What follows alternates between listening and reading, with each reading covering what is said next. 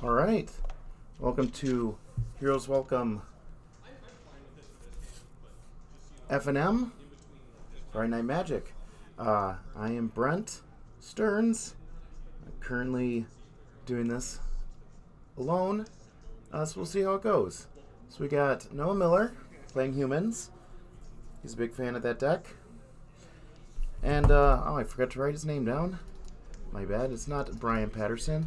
This is, in fact, Ryan Scott. Oh, hello, Kyle. Welcome. Welcome, Kyle. Thank you for joining. You will be my co-host for the evening because I am in here alone, and you know how smart I am, especially with card names. And Ryan is playing a black-green deck. He called it, I believe, Journey to the Isle. I can't read his handwriting, so it could be Journey to the AWSE. Oz? I'm not sure. It's a black-green meme deck.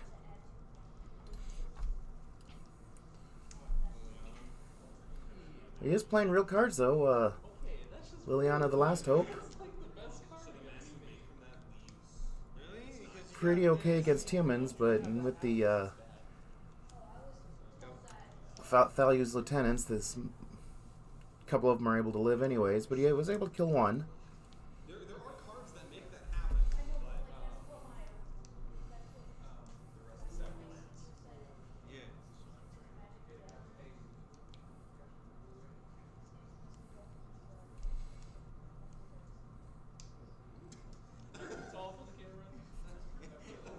What do we name? What do we name?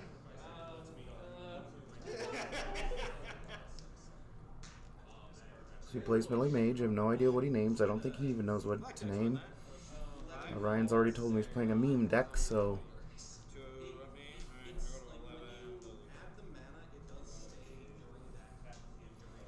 He kills the Liliana. I think was the correct play.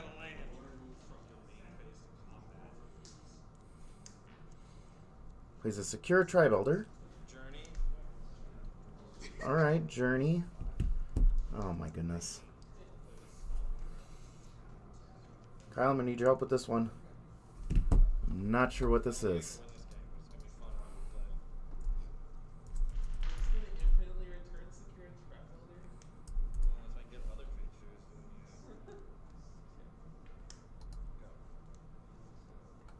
I think I found it.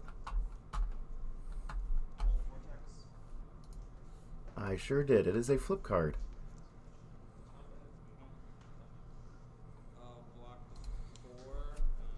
So secure Tribe Elder.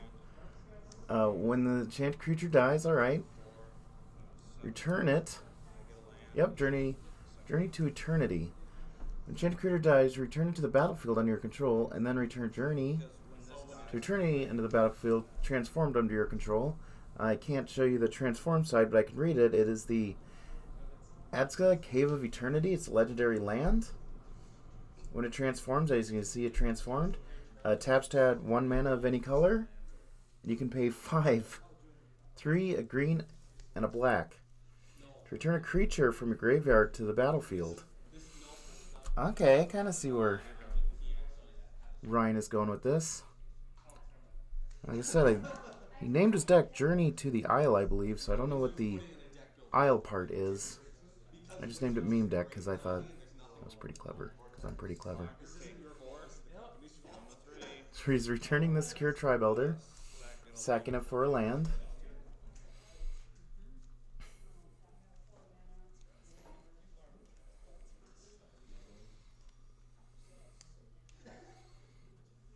How was your week, Kyle, my friend? Pretty eventful?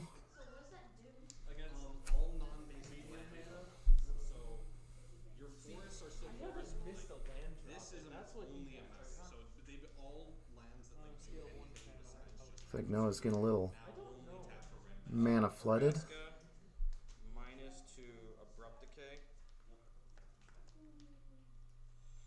Oh, is that the new Vraska?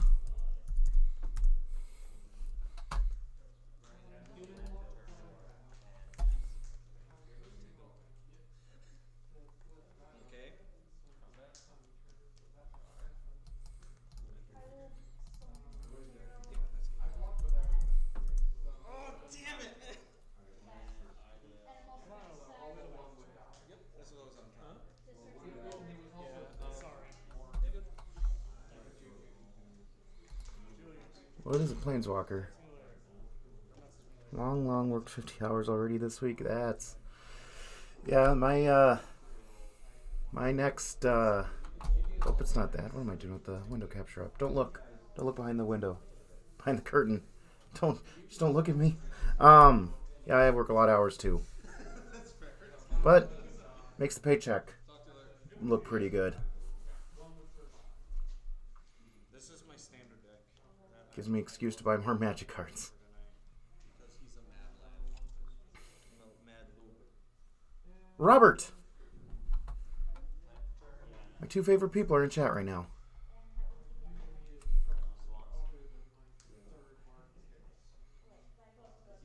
Whoops.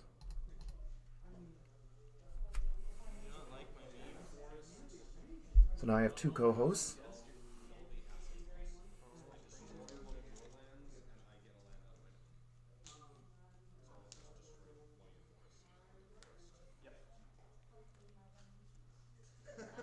So he calls it, I believe he calls it Journey to the Isle, but I couldn't read what the last one is. Last word is. I just assume it's Isle. I don't know. But he uses a card called Pretty hard that game. Journey to Nowhere.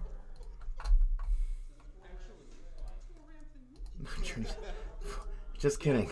I am a funny man. Journey to Eternity. There we go.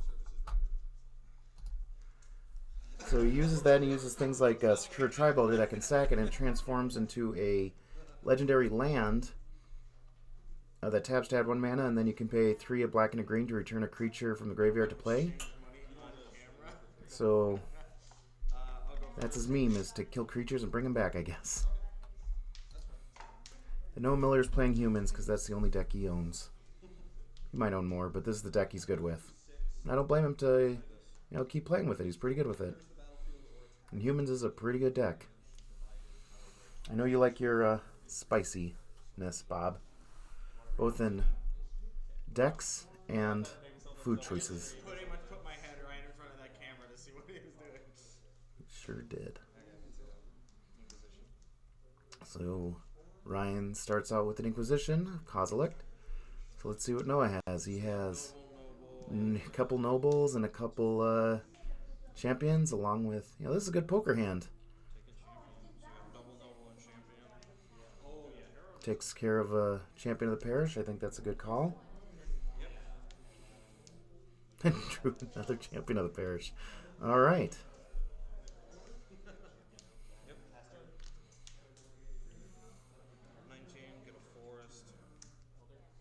And fetches and plays a Secure Tri-Builder.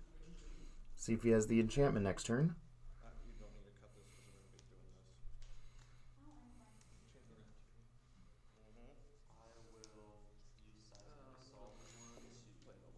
Seems pretty good. He's going to play the other champion, then he's going to play a Noble Hierarch, attack for 3, and the old block and sack.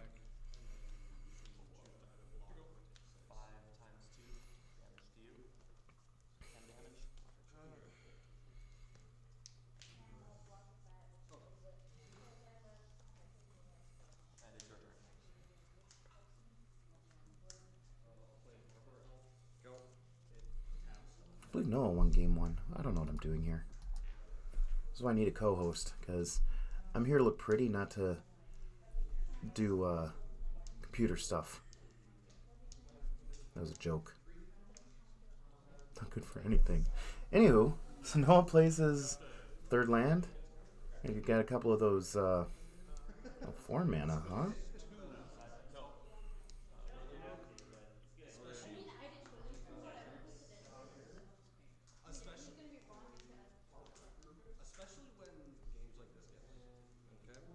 What in the high wind is that? Need a couple of Thopter tokens. I think I know what it is, but I don't know the name. Yeah, you can tap and then make a creature unblockable. Or tap 2 artifacts. Ah, shoot.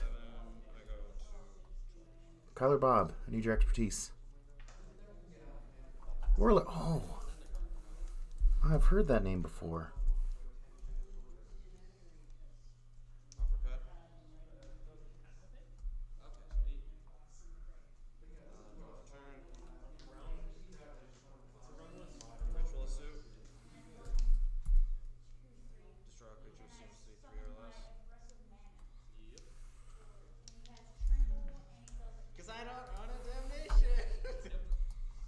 Scott does not run Damnation, he just said.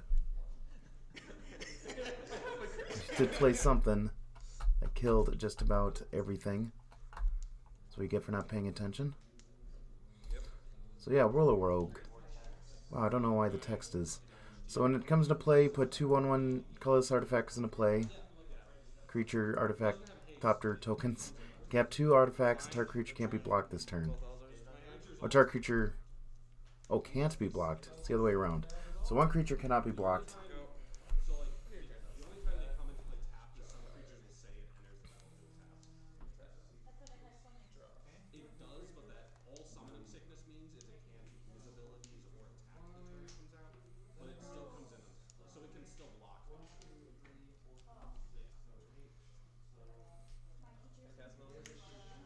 Oh, he's going to Phantasmal Image, the Whirler Rogue.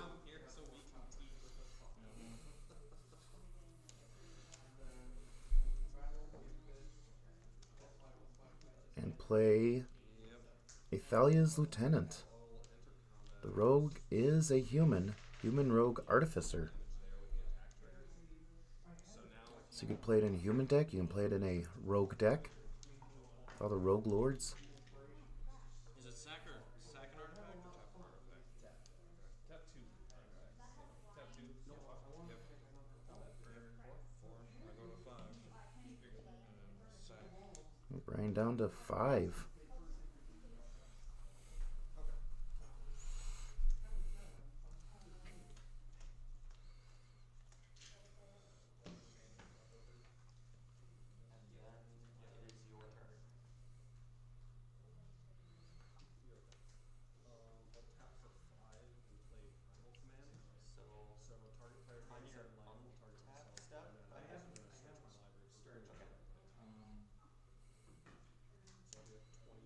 Secure Tribal there. Birds of Paradise. I see Ryan has an Abrupt Decay in hand.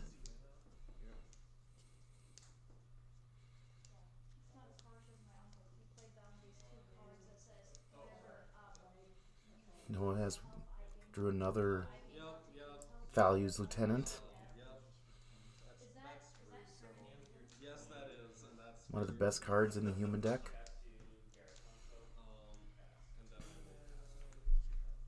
I can still use Molten Vortex as once, right? I'm not really afraid of Nature's I Claim. should be able to. That would not matter. Because my days are You should always be afraid of that. And a Phantasmal Image. Phantasmal Image, copy Whirler Rogue. And he's going to copy the Whirler Rogue. Yeah, okay. so So he gets 2 more this I'm doing and it's the end of my turn. 2 more Thopter tokens. I want to return that back to my hand. Wait, And I respond with Molten Vortex. I guess that's fair. You can. Just never thought of that. As long as you have mana, you can respond with any kind of tap or I will Molten Vortex. One. Not bad. Yeah. For 6 damage to you. So that's 3. Target creature can't be blocked this turn. I think they're both playing Whirler Rogue a little bit wrong. I think they're making it so the creatures can't block. But it's a Friday Night Magic. Things like this happen. You know he's playing a real deck and Ryan's playing a meme deck, so Ryan, you got what you deserved. I'm just kidding. I'm just Brent. Ooh, he's got Chupacabras he can bring back. He's got other things he can bring back. Some bring back Secure Tri-Builder a couple times. Honestly, I forgot to do the player 2. See, this is why I forgot to do this, and we could have seen them while they were doing that, but we'll go to me. I did something right. So now it just says Brent Stearns. Hello, people. I am Brent. I am here poorly commentating Heroes Welcome Friday Night Magic. Thank you for everybody that's joining. I know Kyle is a faithful viewer. If anybody else wants to be shout out, just say something in chat and I will shout it out. Shout it out. Anywho, that was round 1. I'll see if I can get another person Actually, maybe 2 people would probably be better. And if not, we'll go to, I'll see you in round 2. So we'll see you there then.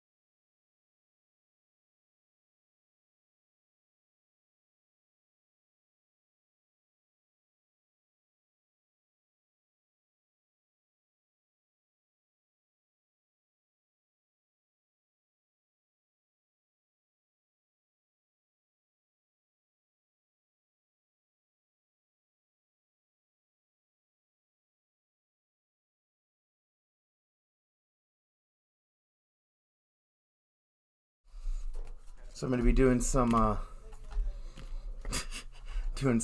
updating real time just so we can get them on camera. But we have on the left we have John Woolhouse.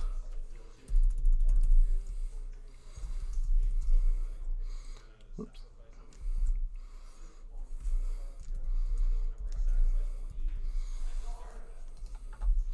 And he is playing some Abzan Company.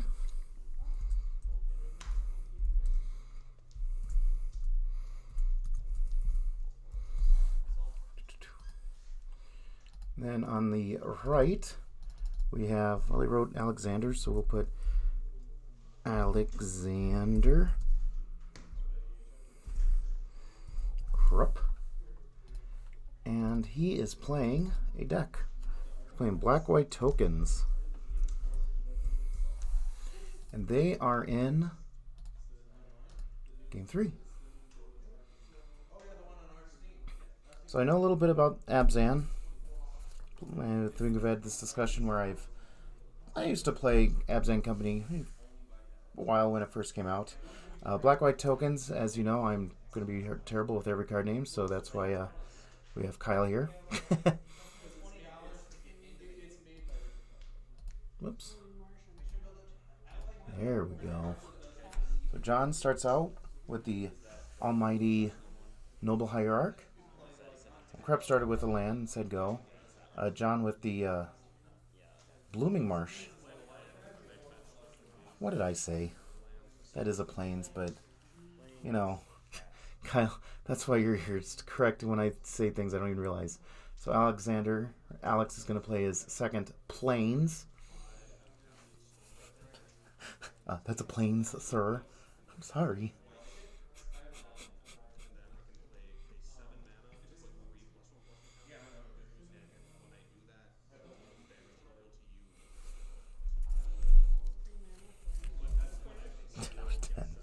Thanks, man. Glad you got my back. So John with a Knight of the Reliquary. Oh, that's the Spectral Possession? Hard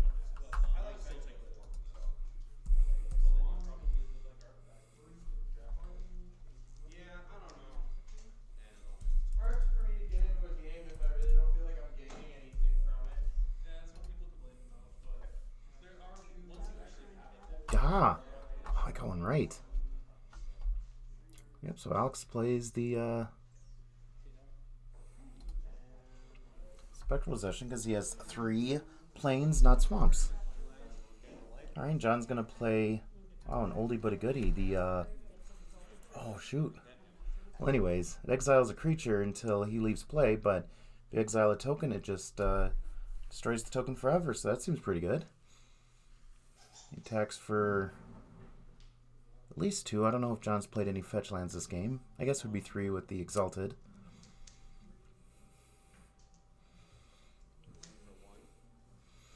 Alex will attack for 1, putting them at parity at 17 apiece.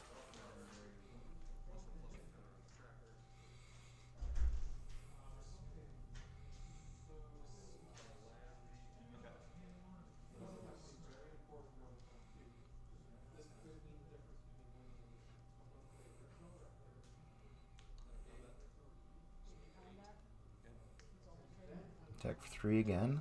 No fetch lands. It's kind of a shame, but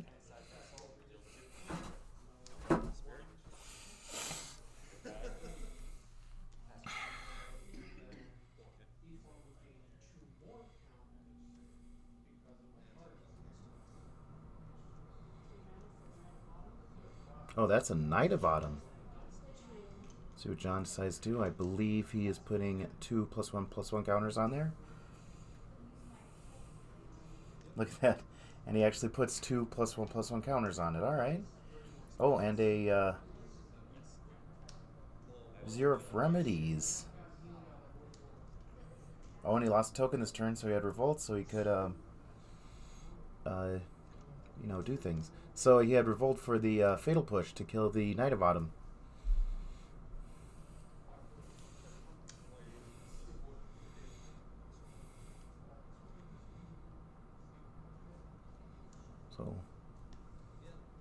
Looks like Alexander.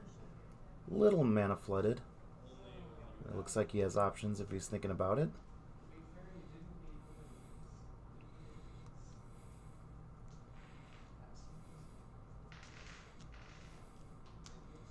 Tapping 5? Oh, 6?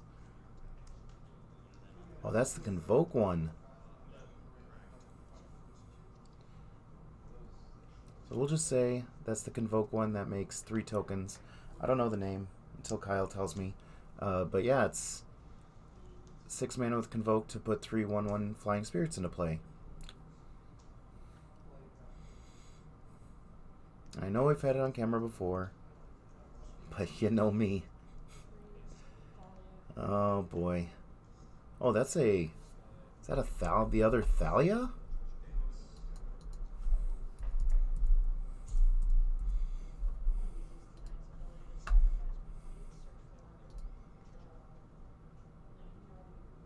No, that's silly. Must be Aurelia?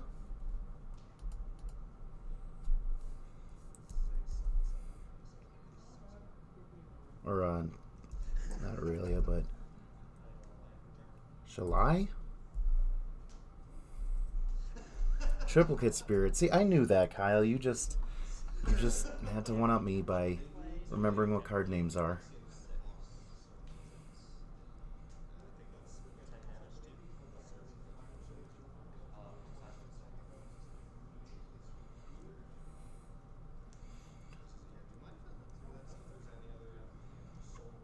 John. Oh, that is Thalia. Okay, I didn't... The one I looked up, the art was different, so I wasn't exactly sure, but... Okay, that makes sense. So yeah, she's 3 mana, 3/2 for a strike, of course, because Thalia is pretty good at combat. Creatures and non-basic lands your opponent controls enter the battlefield tapped.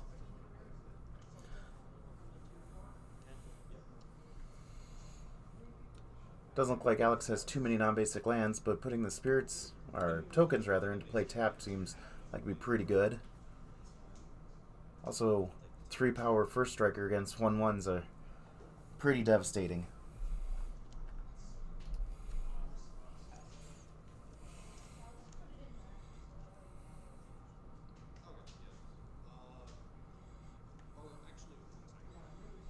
John Woolhouse correctly looking for Gavney Township with the Knight of Reliquary. So now his guys are just going to get bigger and bigger. Oh, he also played... Oh, that's another oldie but a goodie. Oh, boy. What is that? Gains life. I know it has tokens. Trust me on this. It's a combo with another creature. Yikes. This is why I shouldn't talk. So Magic has combos with other creatures sometimes.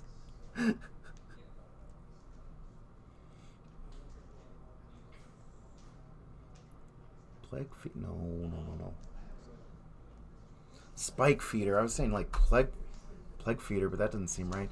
Yeah, it looks like a Spike Feeder up on the top of the screen there.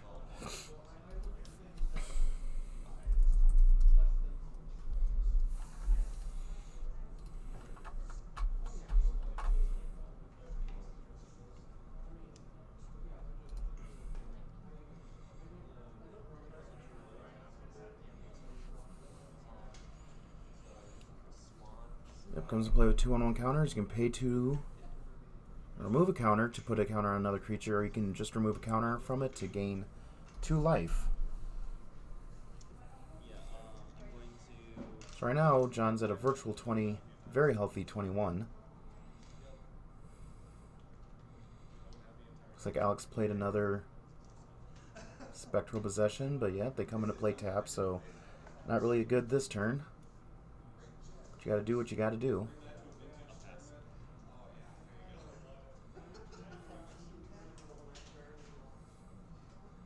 Fiend Hunter. Imagine my brain being like an old Windows 3.0 and sometimes clicked on the item and it takes about 10 minutes to get there. Fiend Hunter is what he played 20 turns ago to get rid of the spirit. So John is going to activate Gavney Township to put a 1/1 counter on each of his creatures. Oh boy, a 4/3 first strike Thalia. Holy smokes. Of course she's coming in, yeah.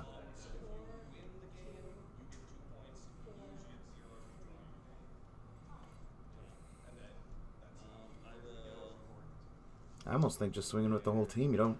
If he wants to chump or double block the Vizier, I think you're okay with that.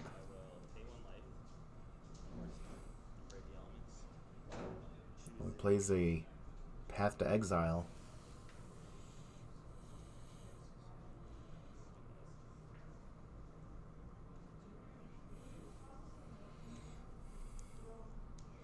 On the...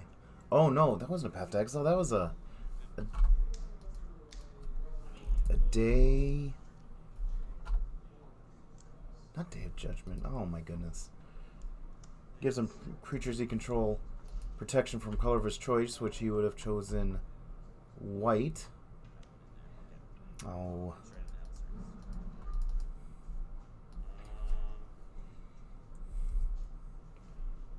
Dang, dang.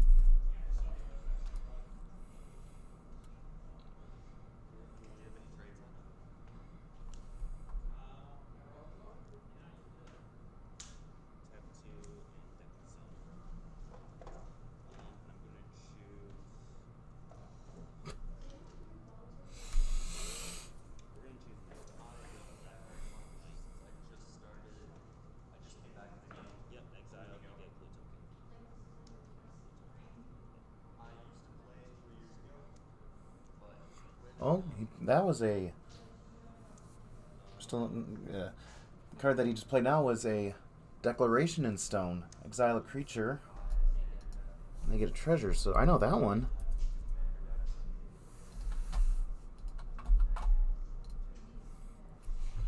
So yeah, exile target creature, and all the creatures with the same name its controller controls.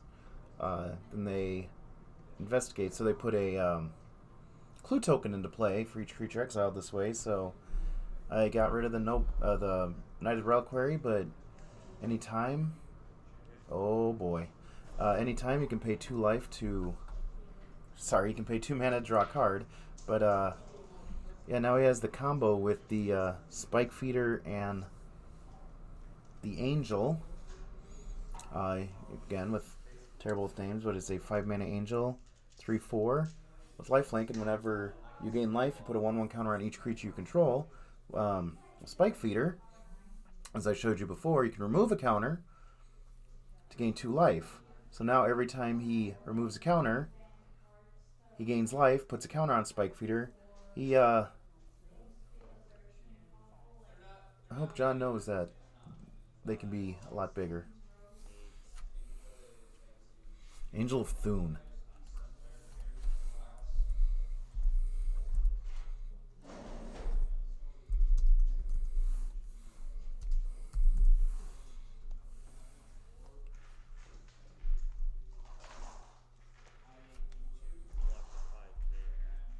I thought.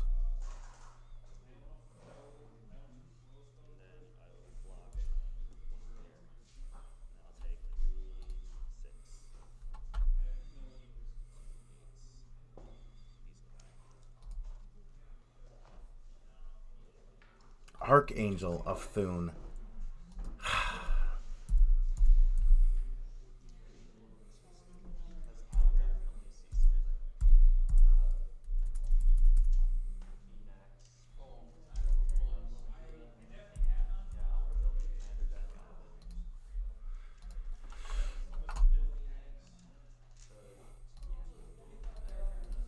Archangel of Thune. Whenever you gain life, put a 1/1 counter on each creature you control.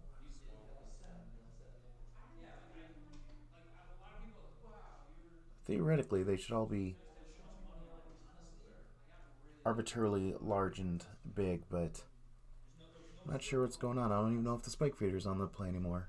Oh, I guess I do still see it on the top part of the screen.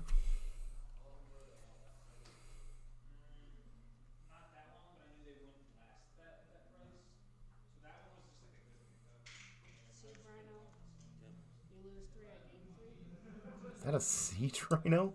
That is a siege rhino. That, my friends, is a siege rhinoceros. Community rating. Siege rhino.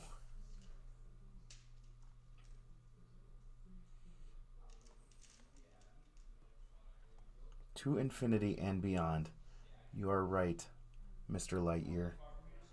There's a new Toy Story coming out next year. The albino rhino. Toy Story 4. Would say I'm excited for that, but I'm no longer 10 years old. Though I still play a children's card game, so never mind. And I'll see it eventually, but I probably won't see it in theaters.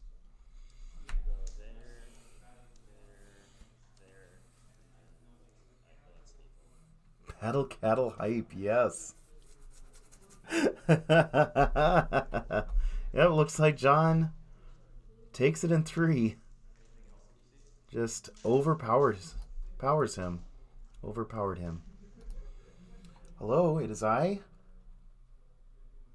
Brent. Brent Stearns. I really should center that, but you know who I am. I know who you are. You are faithful viewers of the Heroes Welcome Twitch stream, and hopefully future YouTube watchers aren't streaming. Anywho, hello. You are at heart, Brent. You are at heart, Brent. I am indeed at heart a Brent.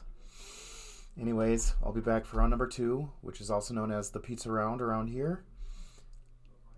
I'll let you guess why, but you probably know why.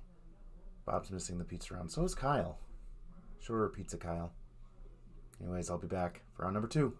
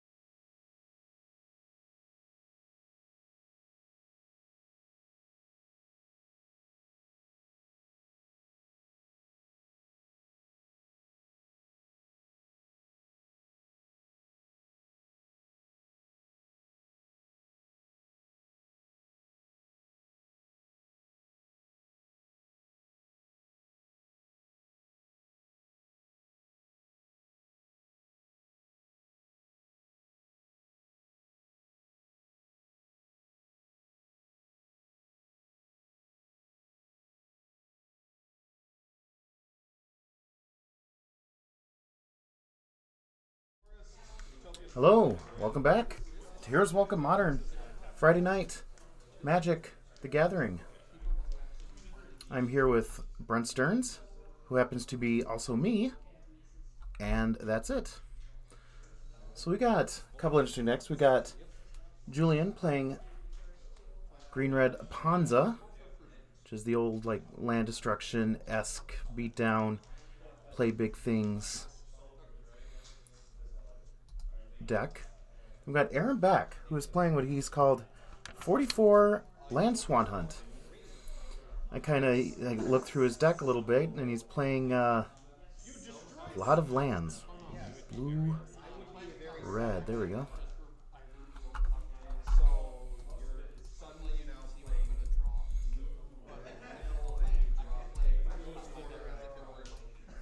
So one of the cards I did see in this deck, and I hope we see it played. Whoops, I had a wrong button. Silly me. Was Treasure Hunt. You can use both. Treasure hunt. Okay. Oh, I'm not sure what that one is, but Yes. Yes. Yep. Yes. Oh, it's not. that's a Seismic Assault, I think.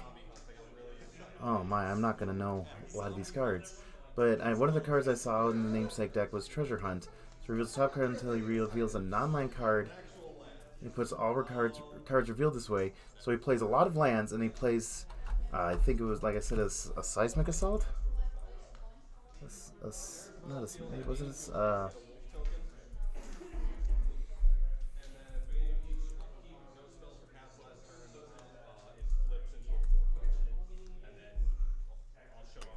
boy.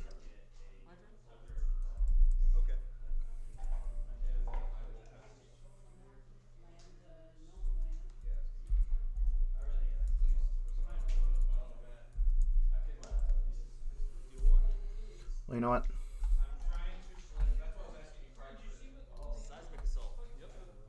Yeah, it's one red.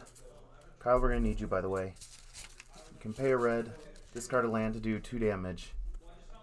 And so, it looks like Julian played a Hunter of the Pack. No, he played a Wolf Pack. Wow. Bob's going to kill me. It's one of his favorite cards. Anyways, Aaron was able to just shock it with the enchantment. Julian with the green land destruction card. Look. So, Bossman just told me that we've had a bunch of viewers. A lot of viewers. So if you are watching and you're not following, what is wrong with you? You are a good person. Just kidding. I mean, you're a great person. I was kidding when I said what's wrong with you. I'm Master of the Fells. Thank you, Kyle. But yeah, if you are watching, you are actually a great person, just like Kyle here. But don't forget or hesitate to hit that follow button. Costs nothing. Helps us out. Helps grows the stream. And helps gets my beautiful voice out into the world to be even more humiliating. Yeah, Hunt Master of the Fells.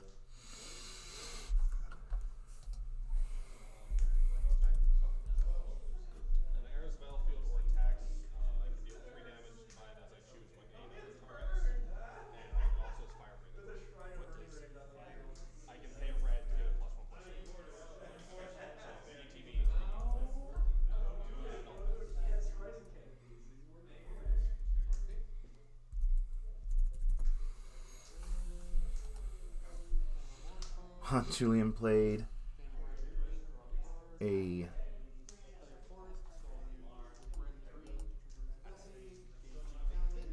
man. I'm so flustered right now. I'm so embarrassed. He played the Red Titan, which is not Primeval Titan, which is the green one. In fact, this one is the red one.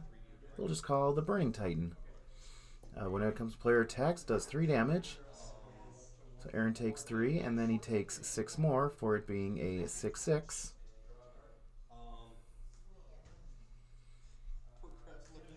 I am just totally blanking on cards right now. Oh, he plays the good old Blood Moon again. Frontal Titan. Man. Kyle, if you were under this pressure, you'd be Lost 2, okay. Inferno Titan. So Julian plays Blood Moon against the Mountain deck, and it looks like that was too much for Aaron to deal with. I mean, it was probably the Burning Titan, Inferno Titan, that did him in, but the Blood Moon definitely scared him away. So he angers, he has mana leaks. Yeah, mana leaks are going to come out. More than 10. Negates, I believe. Yeah, it was that Swan. I can't remember what that Swan is, but it's the other part of his deck is the Swan. Whenever it's dealt damage, you negate the damage and draw that many cards. So Lightning Bolt becomes Ancestral Recall. That enchantment that you can discard lands becomes Draw 2. Definitely has an interesting deck. A lot of lands against the land destruction deck. Blood Moon is obviously a dead card. I'm sure Julian is just going to go for more of a beatdown plan than a land destruction plan.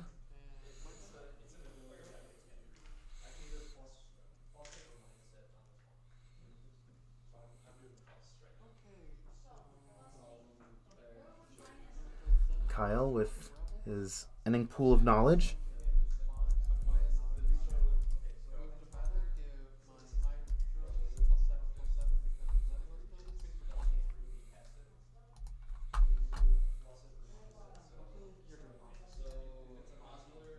Yeah. 4 mana, 4/3. So yeah, if Source would deal damage to Swans, prevent that damage. Oh, that Source's controller draws cards. I didn't realize. I thought it was you draw cards. So I guess if Julian were to Lightning Bolt it as well, he would gain no life, but he would draw 3 cards. Huh. Interesting. I love me some... It is a great card. It really, really is. And it's a shame it's never really found a dedicated home in Modern.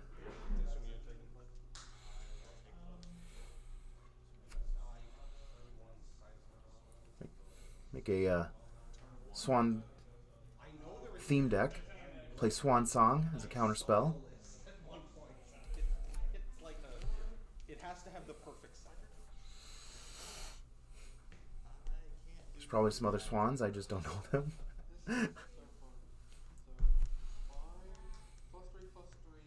I'll draw a card equal to the damage dealt and trample. Move to battle +10/+10 from zone 6. Swing for 40. Trample. This gives it trample. 40 for trample. Aaron My other play was to play this. Play as a taking a mulligan down to 6. swing and you can't block it or counter it. He did dirty things. Julian keeping his 7. Still have Blood Moon in his deck? I don't know if that's a Blood Moon or not. I don't know. Guess there's only one way to find out. Just watch and learn. Oh no, it's a Stone Rain. Okay. Really good on the play. I see that he has the... well, he's on the draw, so it'd be better if he was on the play. Holy smokes. But he does have the Arbor Elf to ramp him of sorts. Aaron's keeping his 6. Start out with a Wandering Fumarole. Alright. Julian plays the Arbor Elf.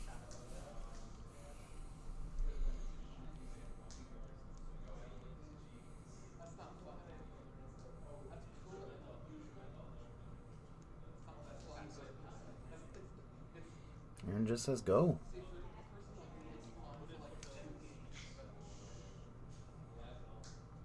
See if Julian decides to go on the Stone Rain or...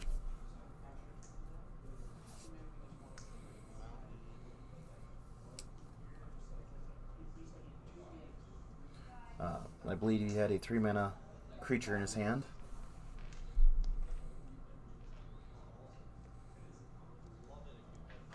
Maybe he's going to go for the Stone Rain on the Wandering Fumarole.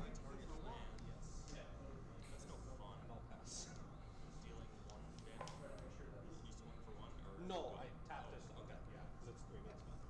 Sure.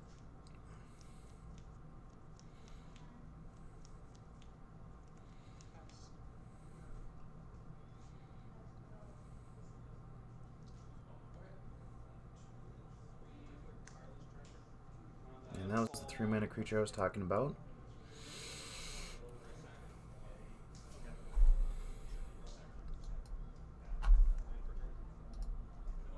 Yep, a really good one that makes clues, and I'm blanking on the name, and it's such a good card.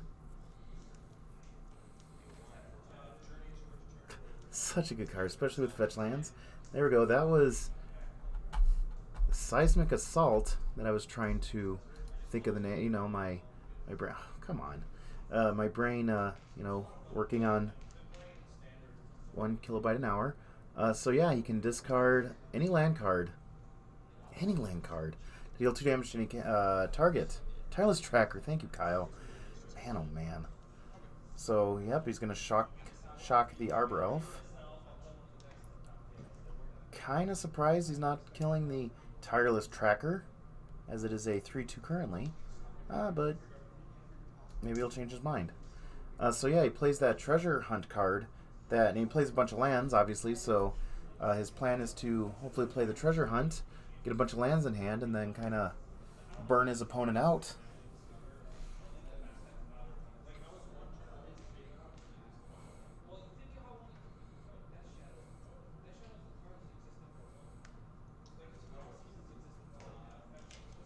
Julian gets a 3rd clue for the Tireless Tracker.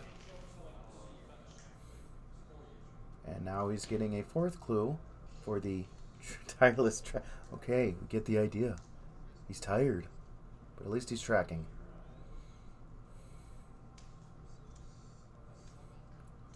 I really think Aaron should have killed the Tireless Tracker when he had the chance. I do see he has another land in hand. Doesn't have another. He has a couple, but all right.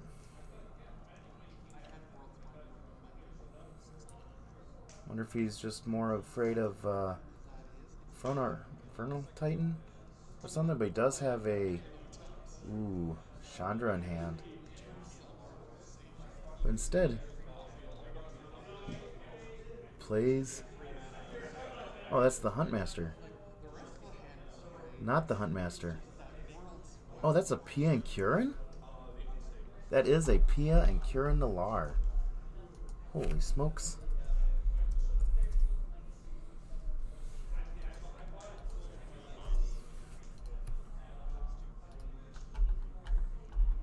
Looks like a promo art of sorts. Right. Okay, I'm good. Okay. And there it is, the Swan of Brent Argal. And now he's shot. Oh! Wow! So now he's shocking it, drawing 2 cards. Shocking it, drawing 2 cards. Oh my goodness. This is great! This is beautiful! Shock it, draw 2 cards. Shock it, draw 2 cards. Damage to his swans, and then he's eventually gonna draw enough lands to kill me. Oh yeah, that's what I'm dying to. Shock it, draw 2 cards. I'm less impressed with Pia now and more impressed with the Swan. Shock it, draw 2 cards. This is gonna take forever. Uh-oh. Oh, he has 1 more land. Basically, as soon as you have 9 lands. Shock it, draw 2 cards. Wow, shock it, draw 2 cards. This is sad because if you didn't just have the move right now, I could actually shoot if it was Pia. That would feel great. Well, we know how this goes. I know.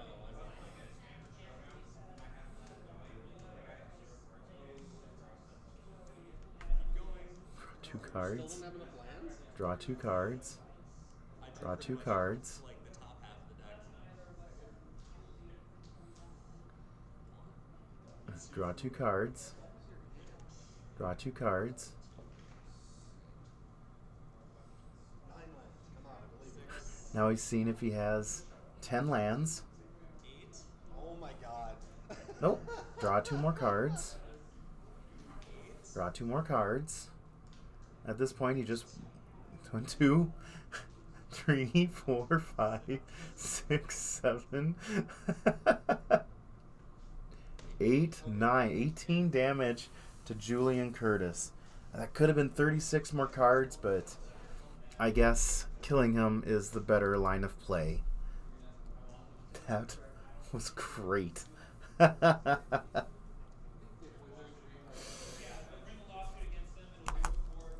you have anybody watching who's not following, you should follow after watching that exciting game. I honestly think there could be a decent case for them not to make, because they do have promissory estate and everything. But like I'll send you a video if you remind me later about why the spacey like doesn't matter. That was like a combo. Why play Storm when you can play Swans of Bryn Agal, Seismic Assault, and 44 lands?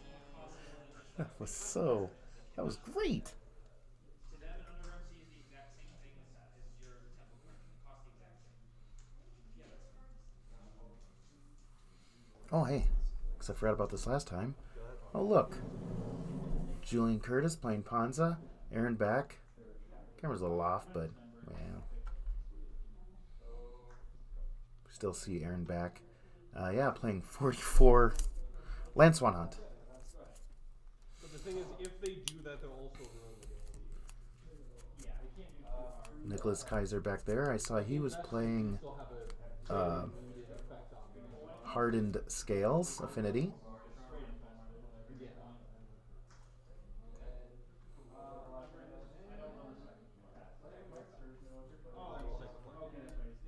I'm so happy I got to die to that.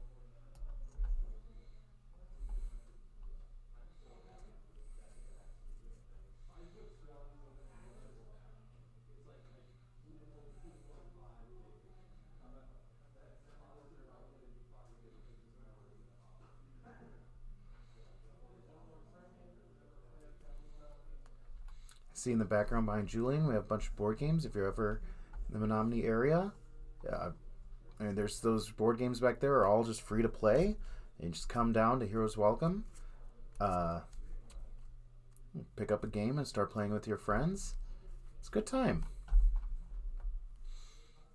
Of course, the owner, John, has games for sale. Magic, Keyforge is pretty big right now. I still haven't played it myself, but people seem to like it. And what people like is usually a good thing. Don't ask, I don't know. John has a lot of comics if you're into comic books, superheroes, Marvel, DC, D&D books. Right now, I have a D&D group with Robert. And, Kyle, tell you, Mogar is the best character in D&D history.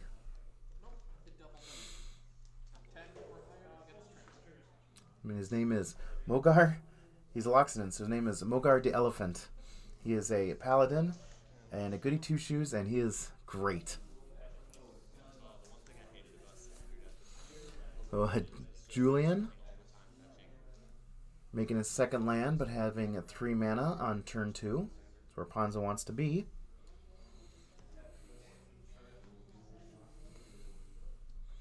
And the Stone Rain. Or Molten Rain, I guess. John does draw a Swan. So one thing about this deck is you're not going to miss that many land drops. So now you're 1 land to Julian's potentially 4. You have a Tireless Tracker and a Fetch land. Ooh.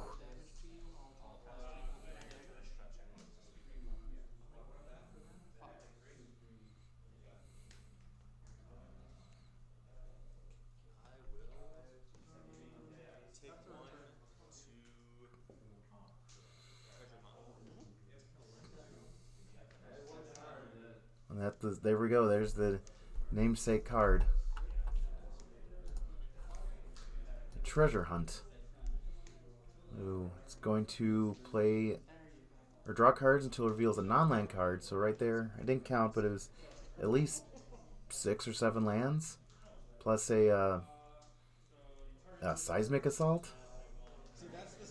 So next turn he can play the Seismic Assault. The turn after he can play the Swan, and he can play this silly game again of just drawing your entire deck and shocking him to death. I say silly, but it was fun.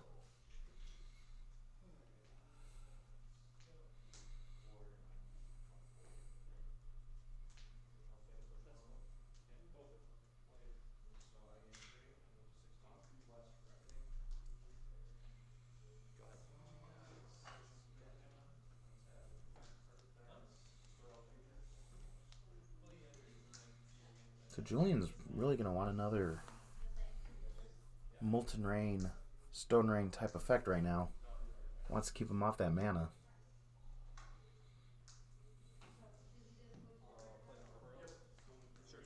Arbor Elf doesn't help right now.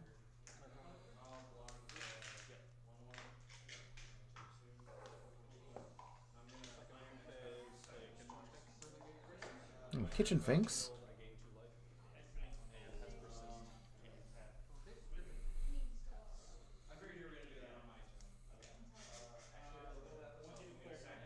Drew an Anger. Oh. Greed and me just wants to play the Anger right now.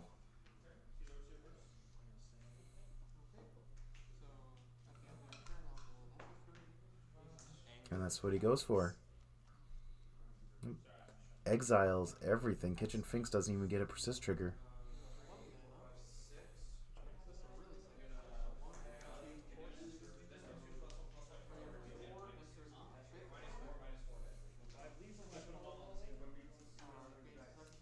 Do it. Well, Julian.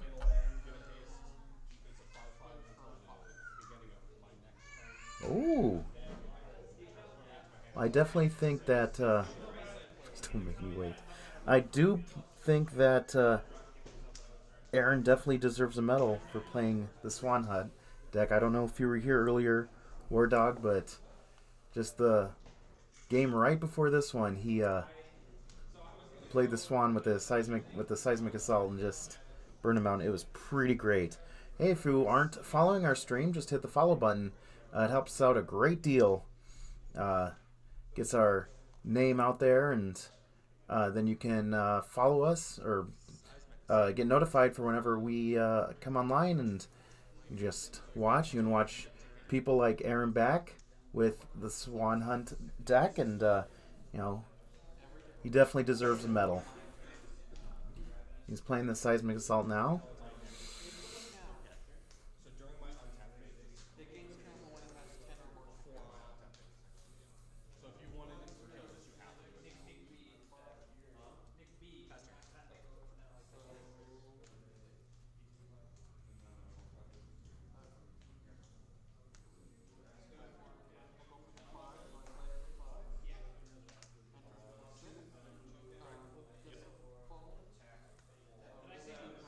I definitely vote. How far away from Green Bay? That is a good question. We are quite far from Green Bay.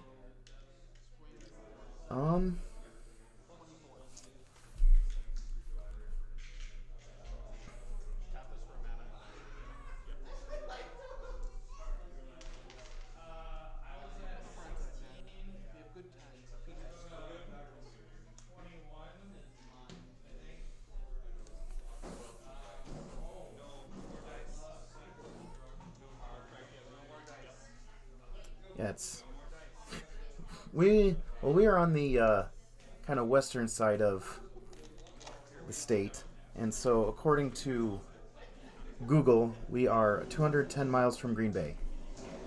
So if you ever want to come down and play some Friday Night Magic at Heroes Welcome, you got quite a drive, but we'll definitely welcome you if you want to join us. War Dog. Are you from the Green Bay area? Oh, no!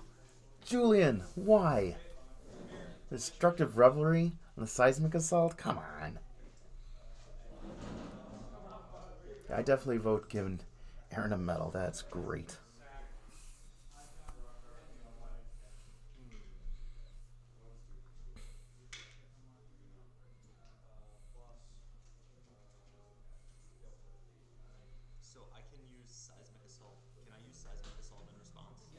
Okay. Sounds like fun. Where are you originally from, War Dog? 9920. Representation of the staff. Yep. That's fine. Okay. And then you take 2 damage.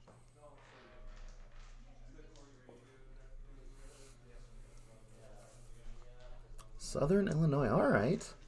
Wow, this is Well, thank you for watching. Definitely enjoy getting people from, especially out of state, watching. It's really exciting.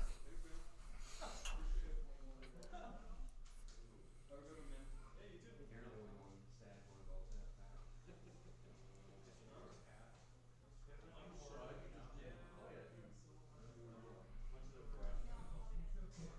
fact. We stream, at least, well, yeah, we stream every Friday. I'm usually in here with one other person commentating. It's a little more streamlined, but both my commentators are out busy this week, and that's fine. But thank you for watching. Really do appreciate it.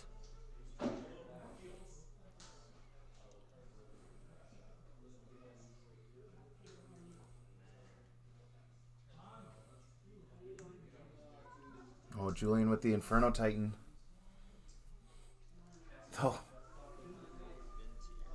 Oh, no. Inferno Titan. So, I like to draw things. I'm gonna tap these for one. Not sure what happened. Oh, he revealed it off the Planeswalker. Look. We already know I'm a silly man that's not smart. But look at that. Yes, well, I can't stay long about to head to FNM myself. Well, oh, thank you so much for following. Well, I hope you enjoy your FNM. We always archive, what is it, VODs on Twitch. We also have a YouTube page. It's just kind of, right now we don't have a name. We need to get 100 followers on there. But it's, if you just like go to YouTube and like look up Heroes Welcome Modern or Menominee, all of our streams are archived on YouTube as well. And I do appreciate that you even just coming in and say hi. It's pretty great.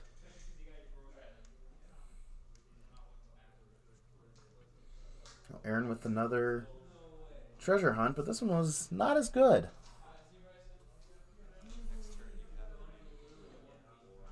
Do appreciate that follow, I tell you. More followers we can get, the more excited I get. I really appreciate it, War Dog.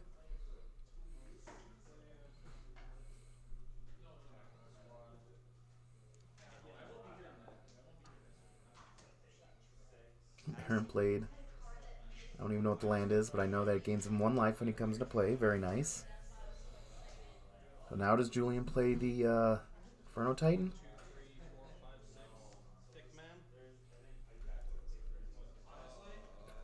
I do appreciate it. Thank you so much. Just lightning bolt for the win. There you go.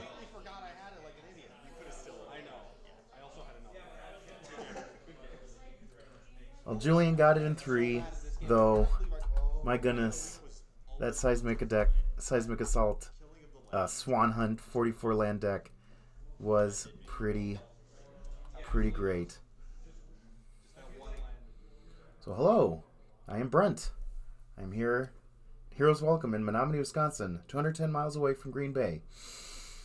Again, I want to thank War Dog for following and joining us in chat. If there's anybody else that wants to follow us or join in chat, is great. We say it's fun magic because it really is, and I do like talking with people in chat. It's a good time. I'm going to see if I can get another round. I'm going to see if I can get a couple more people in for this round. If I can, that would be great. If I can't, that'll be sad. But stick around. Hopefully I'm not gone too long.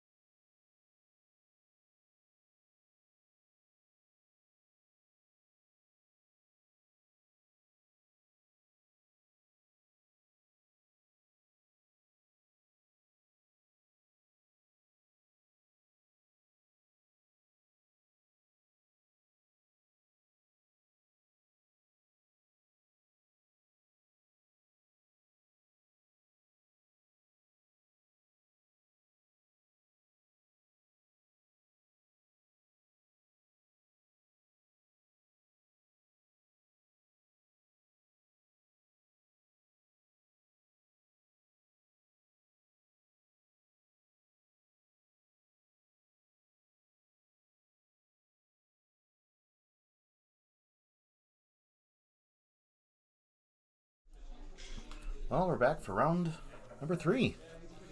Noah Miller's back with his humans deck.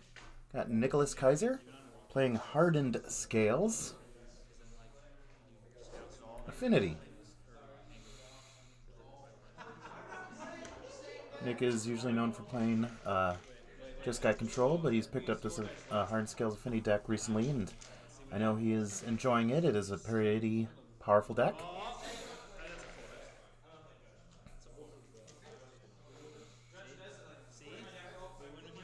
I believe Noah will be on the play. I think he rolled a 7 to Nicholas's Nick Kiser's 4.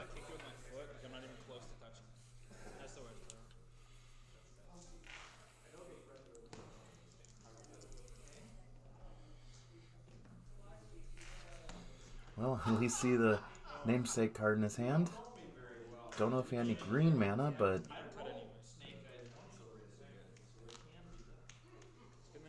Judge? Hey, you didn't cut, so I didn't. You drew? Yeah, I looked. But you didn't cut. So all that means is I didn't present. I think it's just the one card. I believe. I think because I did D-sideboard, I just missed it. It's, Yep. Today just Nick accidentally left a sideboard card in his deck, but that's alright. We're not. But actually, like, I mean, it's an F&M, but it's not I'm a little tilted that I won't say, because I feel like really that big of a deal. It's good guy Nick noticed it right away. Well, noticed it when he drew it, and thankfully it was in his opening hand, so then he looked through his deck to see if he had anything else, and it looked like it was just the one card. So he'll reshuffle, probably draw 7. He might go down to 6. We'll see. Kind of, it's up to them. Yeah, draw 7. I think that's totally fine for an F&M. And now he'll go down to 6. we're not talking. Because I would have drawn into turn 1, 2 mana, and never happens with that. Like, so I had a 0 drop, a modular, and a dark system. Because I would have drawn the dark system. You can't keep that, because like if you're not gonna draw that. Like, and if I didn't draw that, or exactly. See if his 6 was better than his. Well, hopefully it's better than his 7 if he's going to go down, take the one card less deal. Again, I see a Hardened Scales. I don't think he had any green mana, although I believe that was a force on top. And, looks like a keep. Here we go. Cavern, probably naming humans. And, Nick with the first turn 1 Hardened Scales. Pretty good. No with the Horizon Canopy. And he will play. Ooh. Just trying to see if I could listen to what he named. I'm not quite sure. Another Hardened Scales, alright. And an Arcbound Worker. 1 mana 3/3. Man, 1 mana 3/3s used to be banned in Modern, and now we're just playing it with on colorless lands.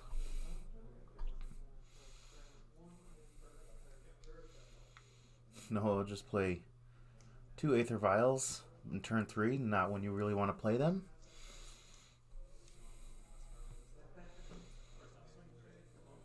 Attack for 3. No blocks.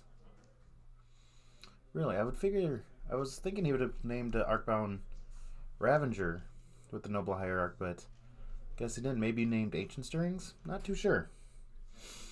But Noah's very far behind at this point. Nick with a bunch of 3/3s with modular and is not too good. Noah plays Thalia. It doesn't really do much.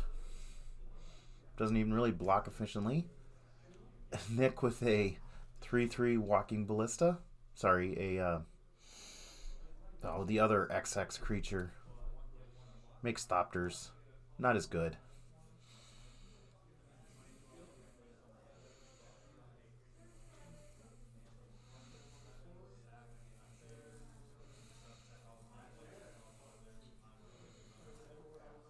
kind of think he's just showing him, look, you're dead next turn. I'm going to make 100 Thopters attack you for at least 15. Yeah. Nick very handily takes game number 1. He's showing, yes, hardened scales, 2 hardened scales are better than 1 meddling mage.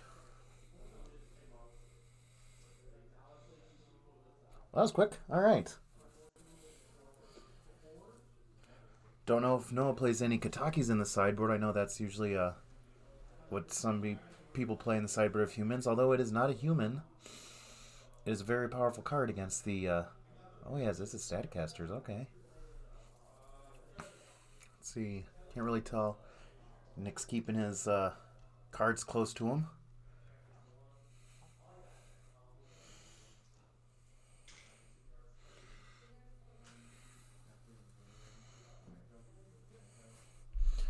Keeps your cards close and your enemies closer, as they say.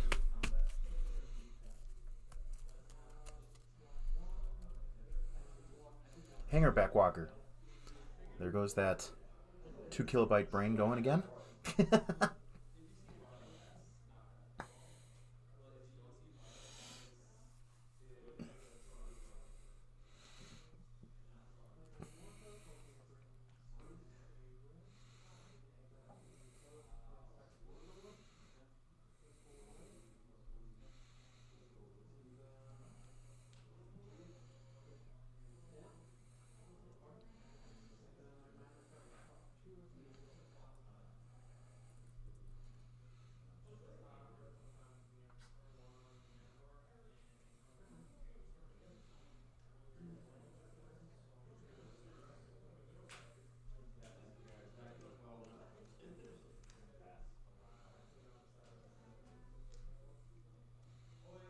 Oh, while they're shuffling up, Heroes Welcome, January 5th. I believe it's the 5th. Heroes Welcome in Menominee, Wisconsin is going to have its first team constructed. That is where you have yourself and 2 of your friends, and each of you, one of you plays a standard, one of you plays a modern deck, one of you plays a legacy deck. It's going to be the first time Heroes Welcome is going to be doing that style format.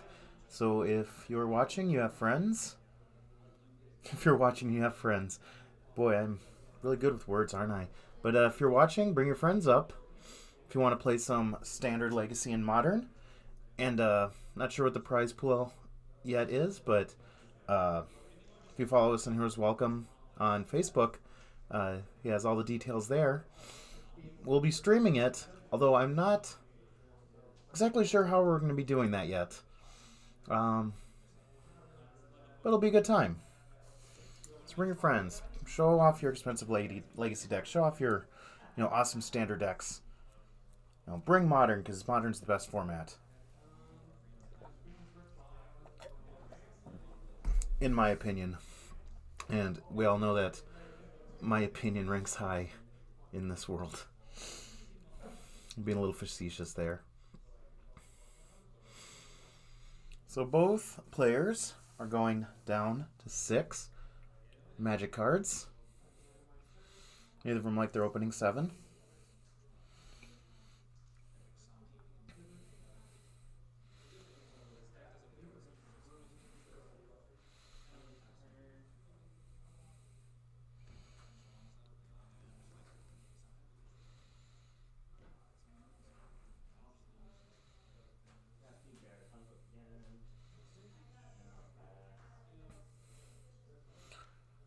One, two, 3, 4, 5, 6.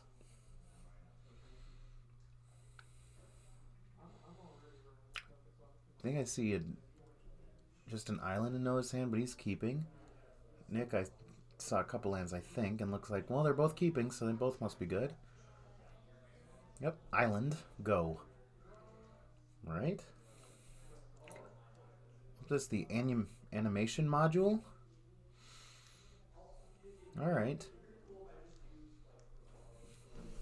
Noah, with with a Thal's Lieutenant. Thalia's Lieutenant. Kind of not the best right here, but hopefully he can just play more creatures out. I think he has a... He has an Is It Staticaster in hand. Alright.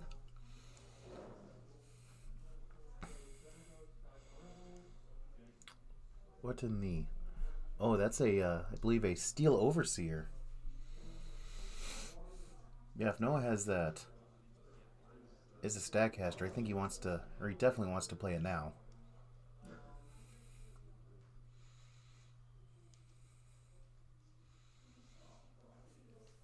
I think that's a Knight of Autumn, a Mayor of Averbrook, I think a Dismember, and an Is It Staticaster. I just want to get that Staticaster out, attack for 2. Kill the Steel Overseer. I'm just kidding. I think playing the Mayor is a better call. I guess if he has Dismember in hand. It is a Dismember. Alright. That's not too bad. It gets a little more damage in.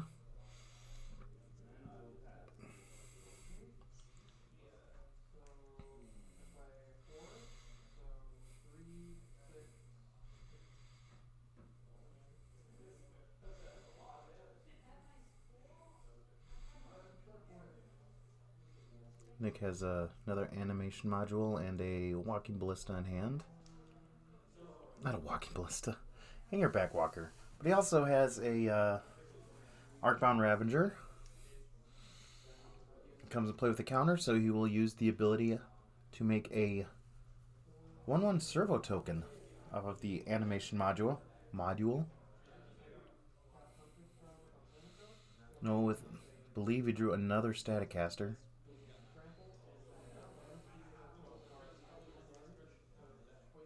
Kind of like, yeah, if you would have used the Staticaster last turn, the Dismember is better against the Arcbound Ravager.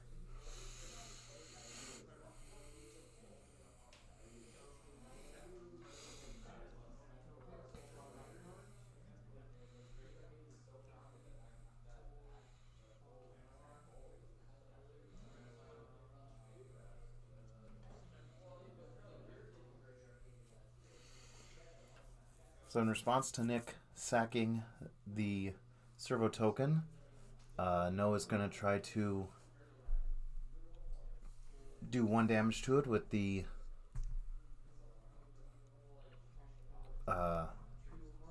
this is a Staticaster, but Nick in response is going to sack the Darksteel Citadel, gets a counter, gets another, pays the 1 for the servo token. So yeah, now the Arcbound Ravager is a 3/3.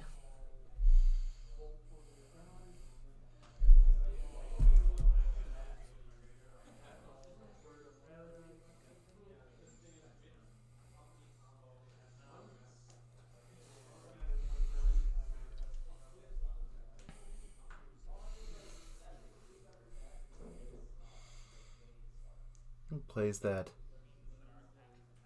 Hangerback walker. No, I'll get it the 3rd time, I guess.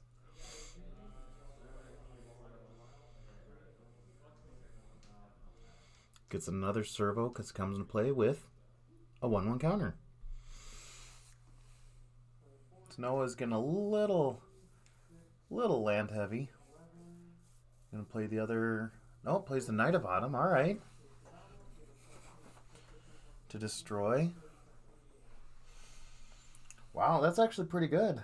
Whatever he decides to put the tokens on, he can just kill with the... Is it Staticaster? Alright. Alright. I'm putting on what you're putting down.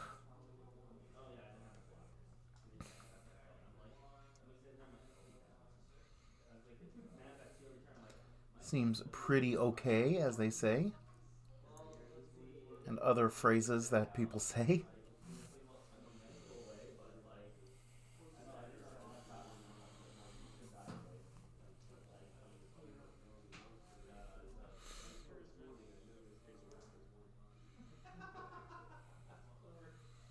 So we're going to sack a servo.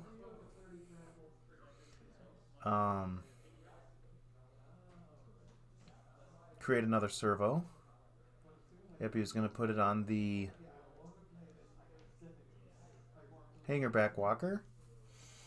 He in response kills the hangerback walker, so he doesn't get any of the +1/+1 counters, but he does get a Thopter.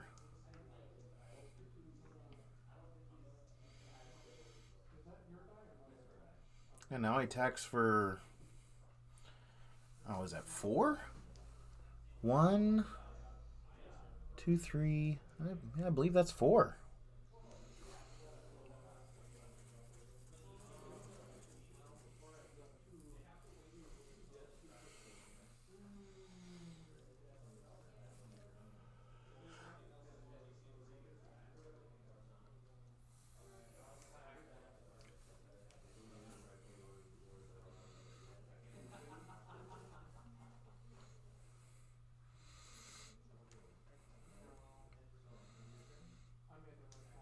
Nick is thinking that the infect route might be the best bet.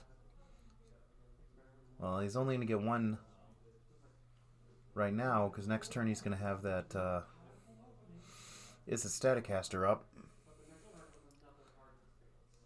So we'll see how Nick can get out of this. Definitely starts with the Hardened Scales, I think. So no with a redraw. Ooh. Drew a Mantis Rider. I think you just want to play the Mantis Rider and jam.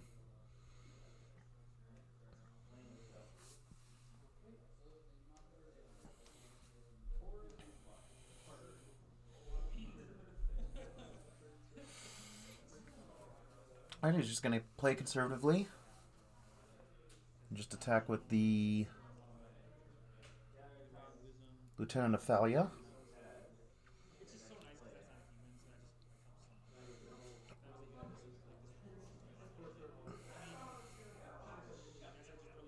Nick's just going to chomp. I suppose he has the line of each turn putting a poison counter on him with the animation module. Yep, it sure does. Sure works that way.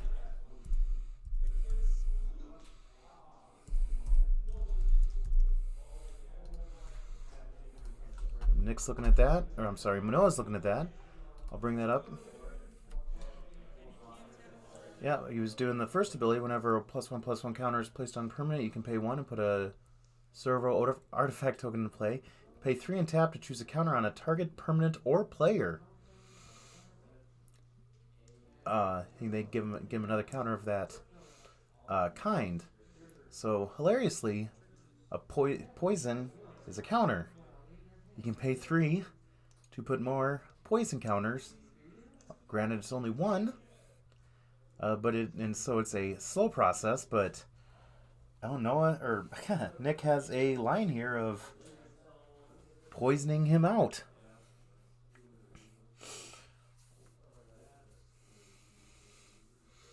So Noah now with playing the second Is It Staticaster. Although Nick had a good idea, I think he's slowly realizing it's not good enough.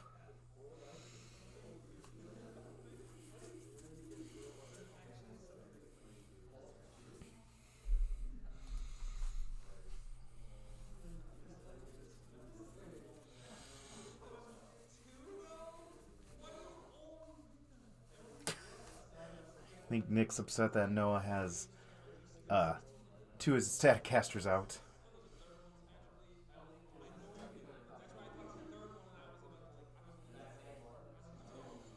Plays the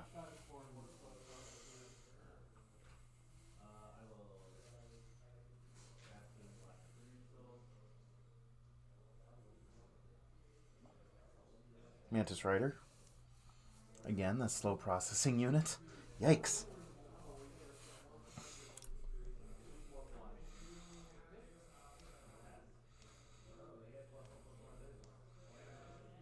Killing the blocker, attacking for what, 2, Well, he's at 17, so he attacked for 13. And Noah's up to 3 poison. Nick needs a miracle.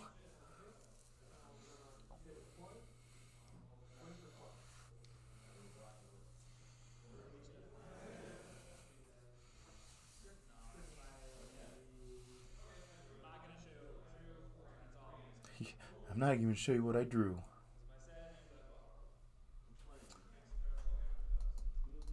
So now we're tied, a game apiece.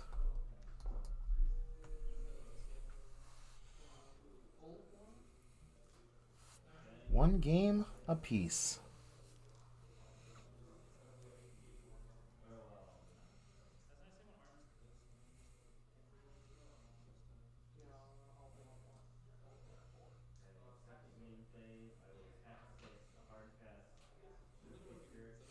Oh, this Hardened Scales deck is quite a different beast if you have the Hardened Scales out or not. You saw game 1, granted he had 2, but game 1 was such a different game, such almost easy mode compared to game 2 where all of a sudden he just put the difficult up to very hard without the Hardened Scales.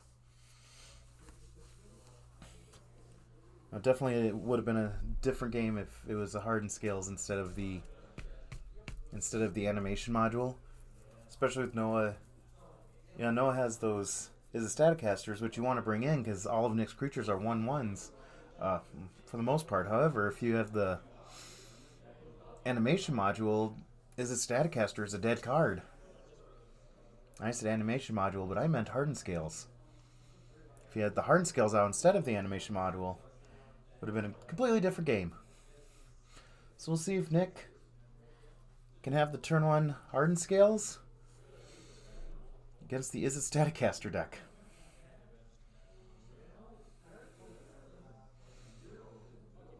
Well, if he doesn't, he has a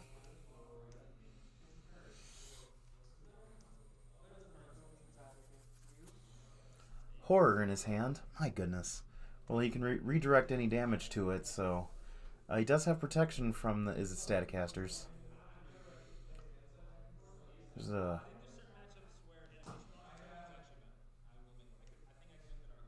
Steel Overseer.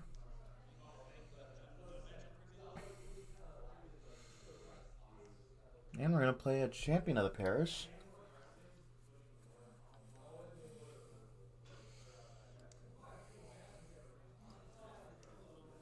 And Nick's going to play the Steel Overseer.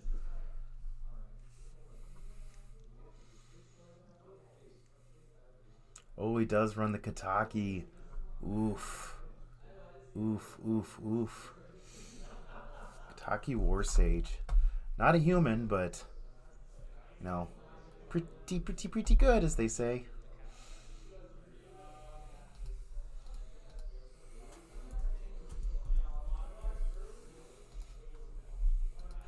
So we'll see if he wants to play the 1, pay the 1, rather to keep the Steel Overseer. Yeah, all artifacts gain. At the beginning of this upkeep, sacrifice this artifact unless you pay 1. Ugh. It's gross, and I don't believe he... I think he does have another land, but it's a Darksteel Citadel, so it's not too long for this world. So he does pay the 1 to keep the Steel Overseer, at least this turn. And plays a Walking Ballista. Alright. Alright. Yep, and he's gonna tap Steel Overseer, put 1/1 counter on each one. Get rid of that Kataki War Sage. Kataki War's Wage. It's not a sage. Where are my people in chat to correct me? YouTube side, you can correct me, but it won't matter. Well,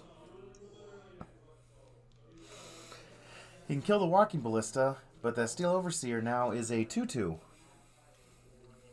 Oh, he's in response. Okay, in response, he I was thinking it was already a 2/2, but the Kataki War's Wage is a spirit, not a human. So the champion didn't get it. There's the horror.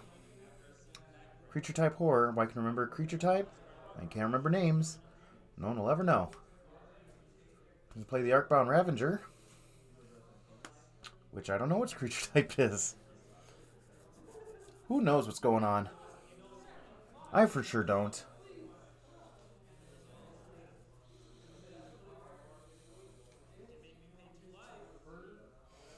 Nowadays, a 1/5 of a 2/2 Arcbound Ravager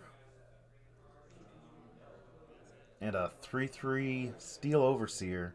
Yes, this game, though it's not the hardened scales, it's definitely showing where, you know, the power of this deck, that if you can get all your creatures past the 1/1 phase, then it's very bad for the static caster of the Izzet variety.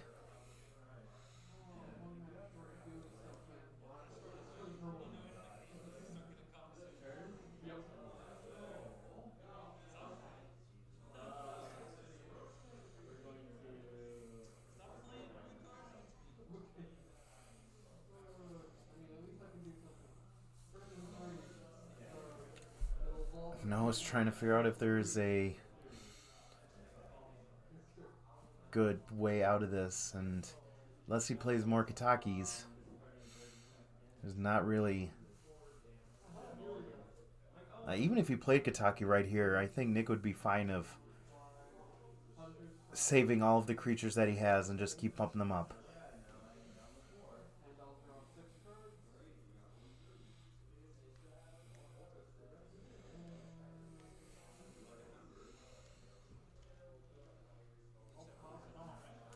Plays the Thalia into a Mayor of Averbrook.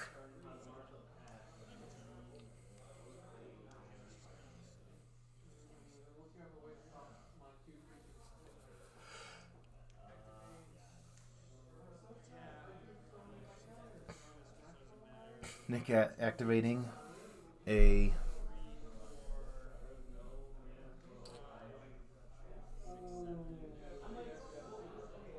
Inkmoth Nexus. I think he's trying to figure out if he can win this turn.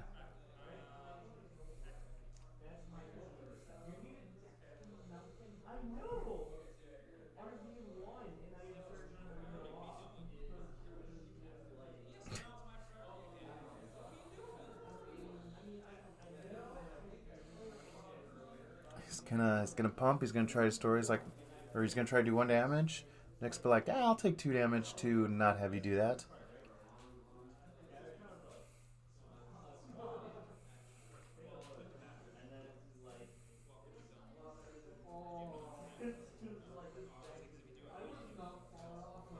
I think Nick realized that he could use the Pentelhaven and forgot to. I don't think it really matters too much.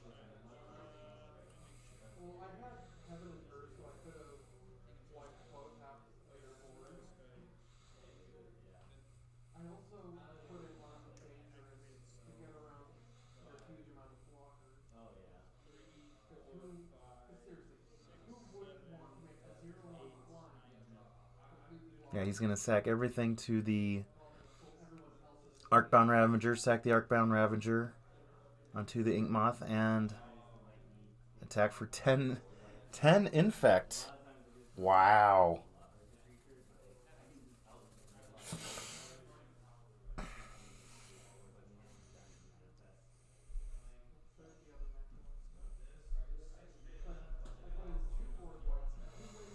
Yeah, and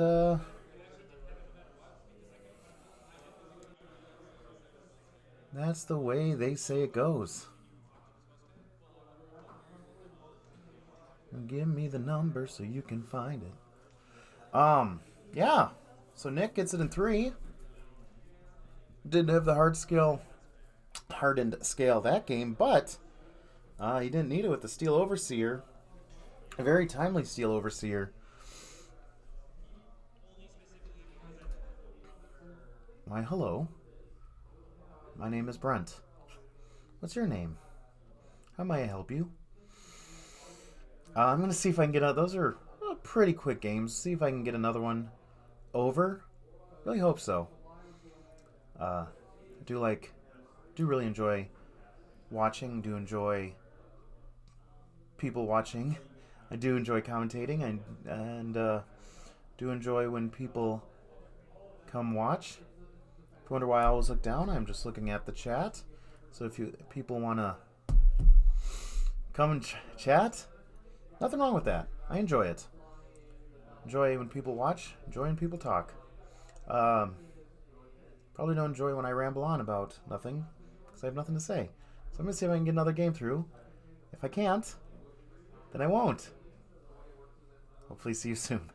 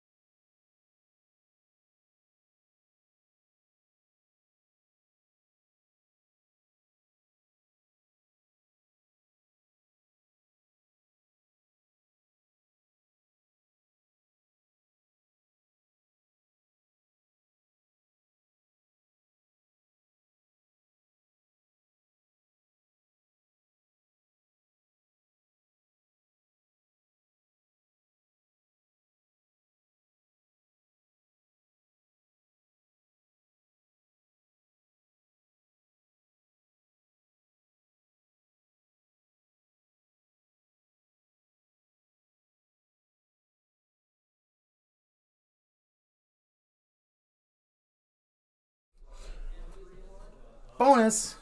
Mogard Elephant, best Loxodon. They, Noah Miller and Nicholas Kaiser, are playing their legacy decks for fun. And we will put that up on the camera for you for fun. If you want to watch some legacy, come watch right now because otherwise it's going to be modern. But it's always fun to get a little legacy up on here. So Nick with a brainstorm.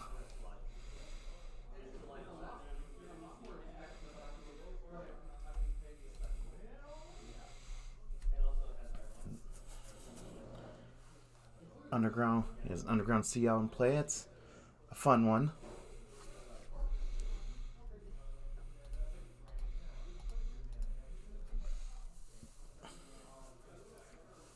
I always like the bonus legacy game in between rounds or in between matches. Don't really commentate legacy that much. Plays Duress.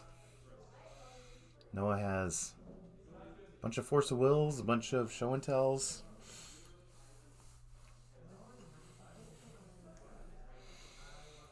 He's going to force the Duress, alright.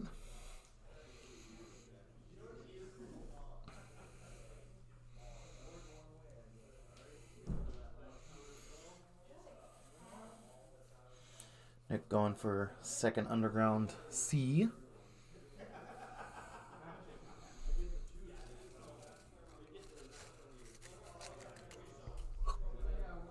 Noah definitely missing a couple land drops. Nick with a Futzies. Alright, the gig is up. Force of Will. Alright. Couple show and tells. Boy, I don't know what those other cards are, but he has. Alright, well, I guess that was show and tell into a big scary Eldrazi.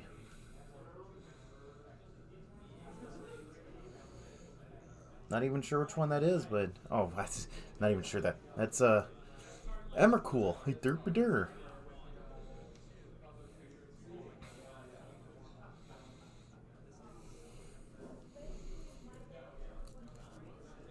Mama Eldrazi Spaghetti Monster herself. Her knees are weak. Palms are sweaty. She's got vomit on her sweater already. Mom Spaghetti's nervous.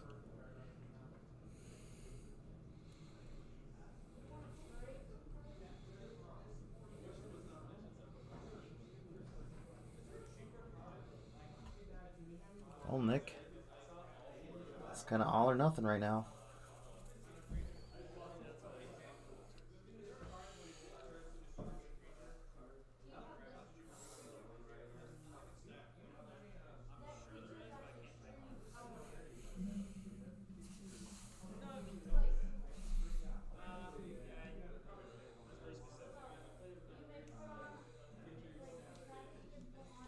Brainstorm, all right.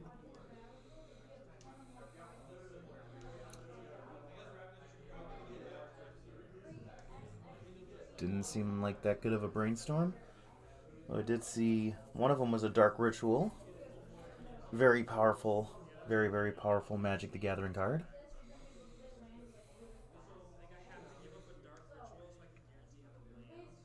So he's going to...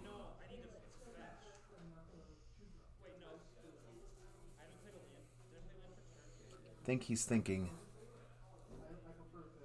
Well, he can't do it.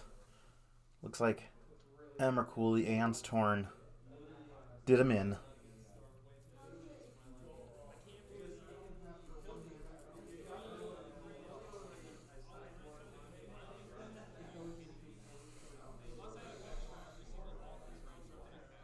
So I guess 3 show and tells are pretty good against 2 discard spells.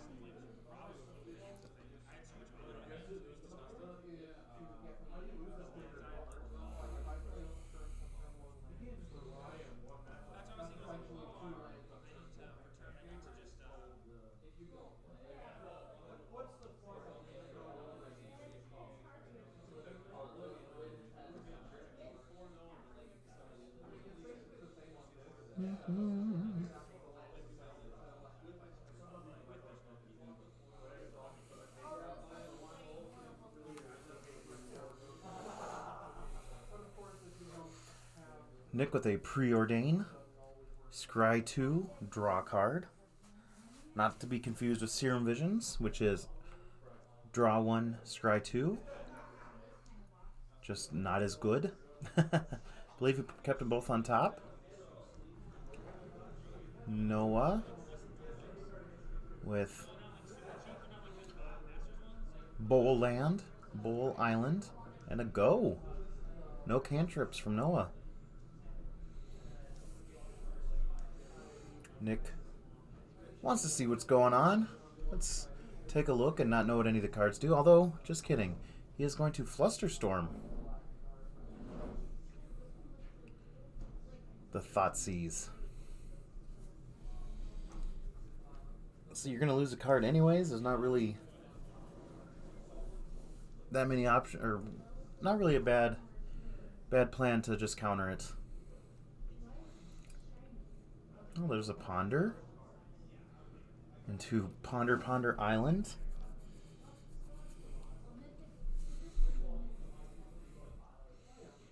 Those are just not good enough. Didn't have to ponder long on that one.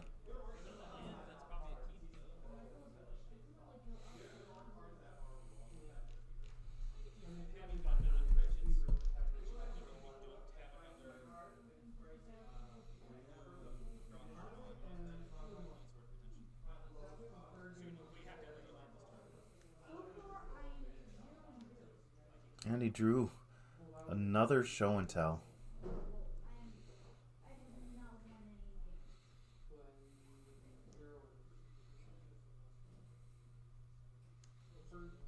Lotus Petal. Brainstorm.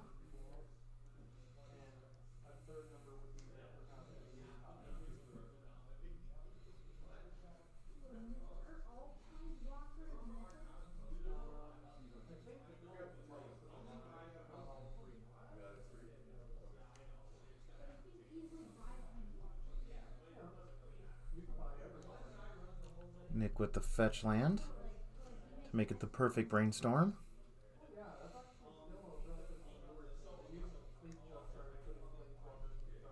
Just gonna jam the show and tell? He is. Nick, I don't believe, plays any main deck counterspells, so I believe that's the Omniscience. Omniscience. Yep. So free Brainstorm. And there's an Emrakul. Well, this is even better than playing Emrakul is casting it for free, so you get the Time Walk ability as well. Emrakul? Yeah, okay.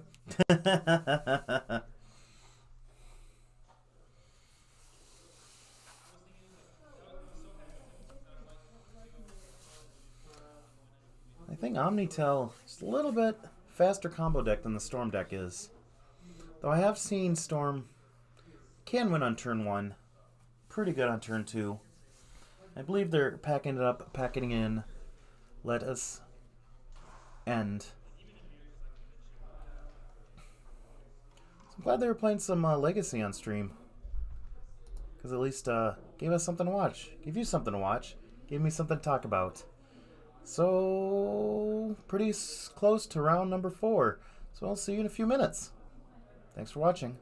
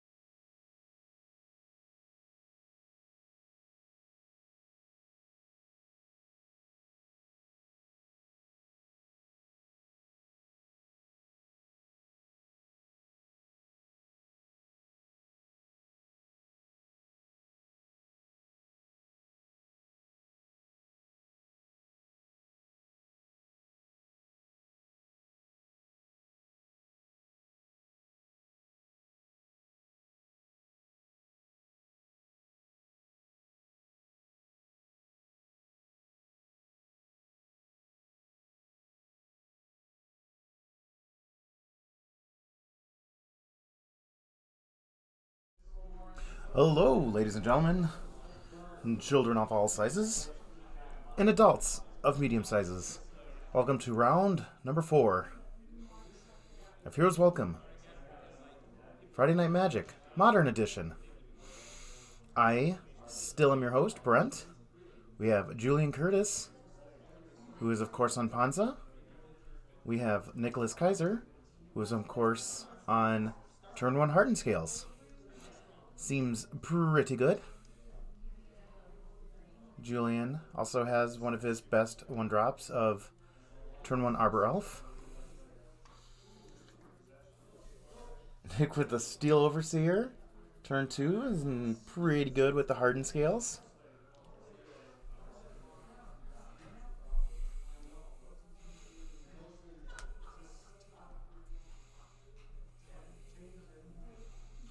Yep, that's going to be a lot of counters. Plays the Tireless Tracker.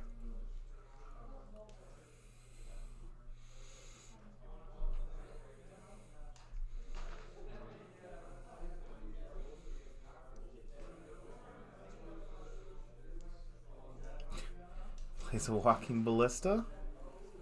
Comes into play with an extra counter. Right now it is a 2-2.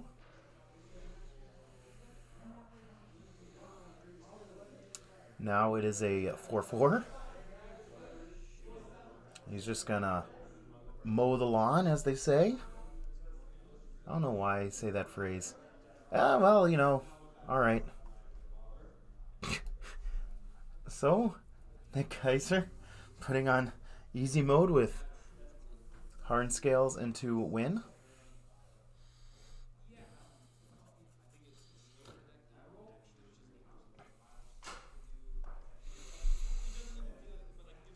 Well, Julian's just going to put in all of his artifact hate.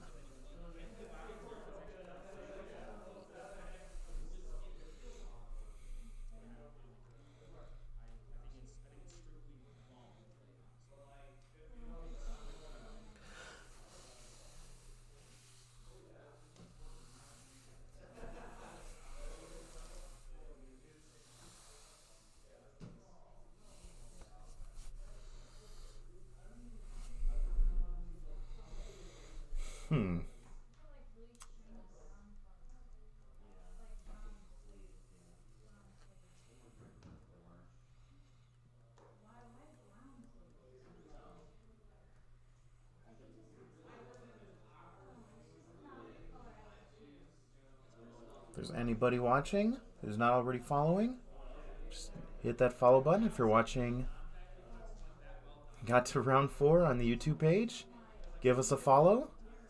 All of our streams get archived. Mostly modern, but he's been streaming some Keyforge lately. Very popular card game. It is not a collectible card, or a TCG. It's not a trading card game, I guess. Because every deck in Keyforge, you buy a deck, and every deck is different. You don't mix and match cards, you just buy a deck, open it up, and just play with your friends. He's been streaming some Keyforge.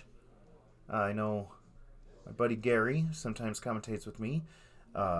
Big fan of Keyforge right now.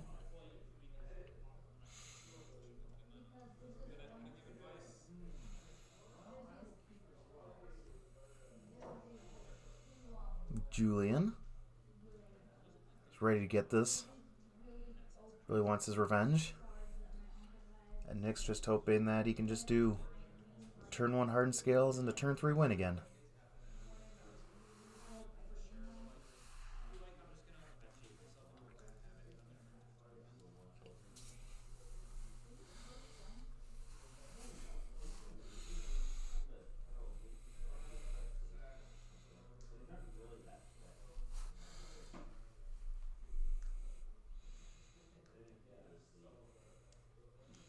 All right. I think Julian's not too happy about that one. Will Molten Rain, or Stone Rain rather, his only land.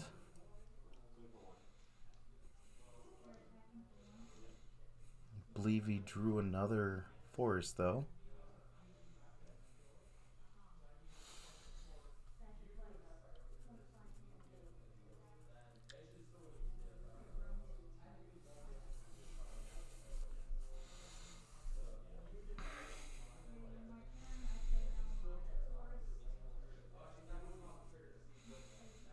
Plays the very powerful Ancient Stirrings.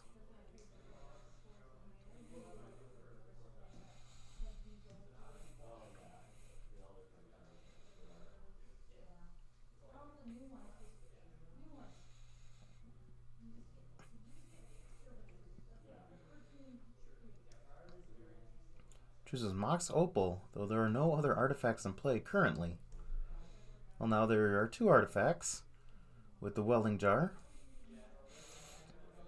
though it still cannot tap for mana. Julian with the smart play of playing the Tireless Tracker first and then playing his land drop. I'm just going to fetch right away.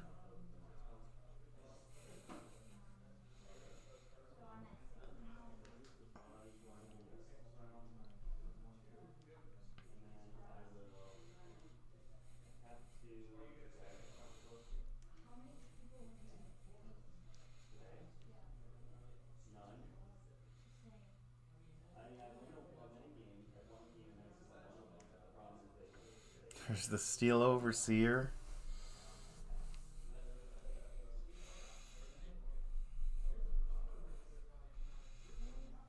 Hardened Scale with Steel Overseer and the Ink Moth could end this game in a couple of turns unless Julian has another Stone Rain in hand.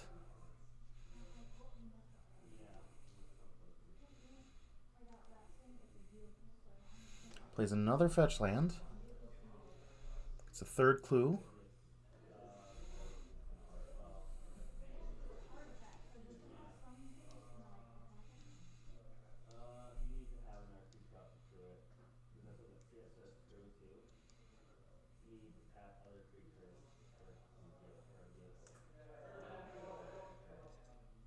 Just going to sack clue to draw a card, put a 1/1 counter on the Tireless Tracker and attack for 4, putting Nick down to 16.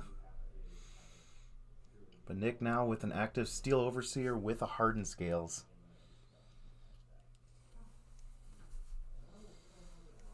Plays the Walking Ballista. Again, the same situation, though he does have a Braid for the Steel Overseer. Though Nick does have the Welding Jar, though. I believe he's going to cash that in. Well, he's thinking about it.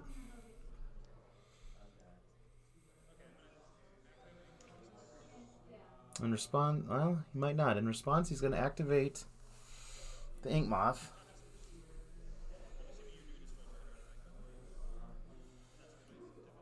Put a couple counters on the Ink Moth.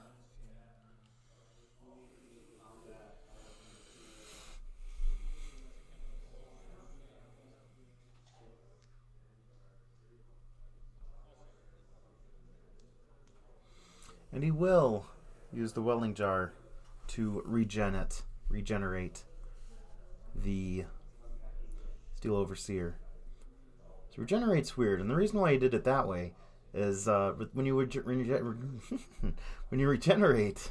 the creature is then tapped. So if you would have just regenerated, Steel Overseer wasn't able to use the ability on the Walking Ballista anyways. So he did the correct play there of activating it before he regenerated. Nick Kiszer with a Nature's Claim and the very powerful enchantment.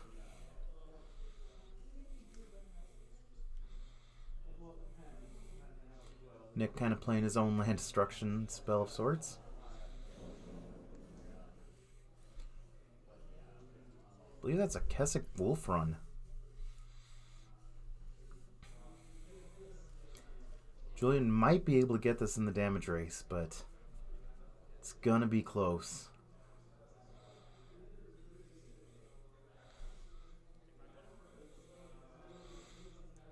Attack for 5. Ooh, and then Anger of the Gods. Wow.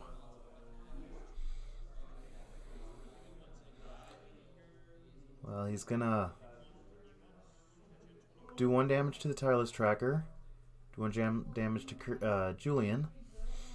So it does kill his tireless tracker, but kills everything on Nick's side except for that 3/3 ink moth next. Whew, it's been a long night. Except for the 3/3 ink moth nexus. There's a hangerback walker in hand. I believe he drew animation module.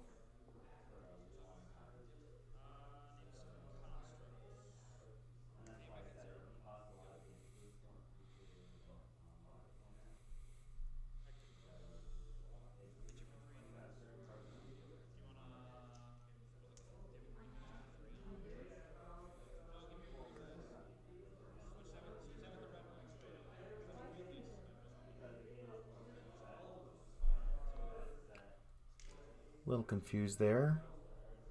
But when am I not confused? But yeah, it attacks him for 3 infect. As a 2/2 hangerback walker out in play.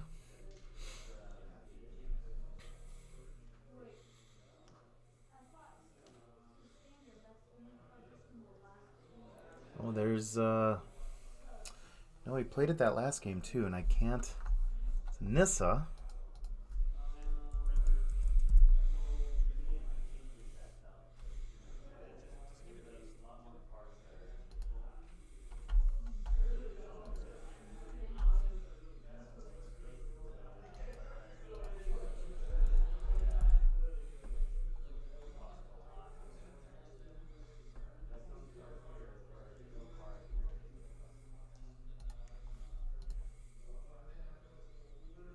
Aha!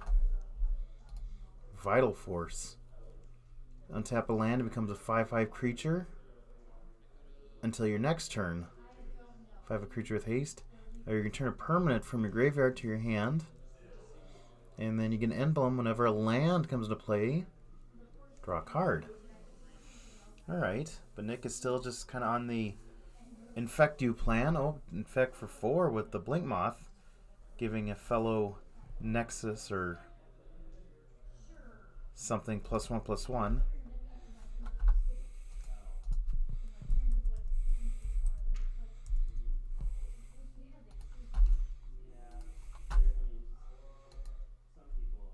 Yeah, target Blink Moth gains +1/+1 till end of turn. And Ink Moth Nexus is also a Blink Moth. So, pumping it up, I believe Julian's up to 7 poison? Nick might just get this in the poison route.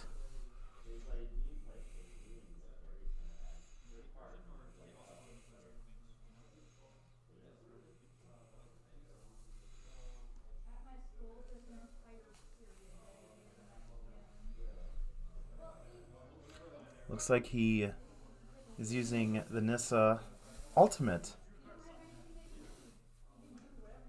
So whenever a land enters the battlefield now under his control, he can draw a card. And kind of had to do that because he is digging for answers.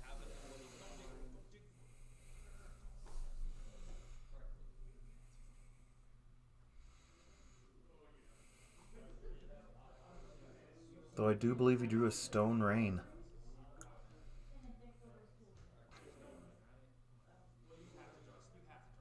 Though maybe he didn't. Oh, never mind. He did draw. He does have one right there. No, yeah, you can't. Yeah, it has to be a permanent.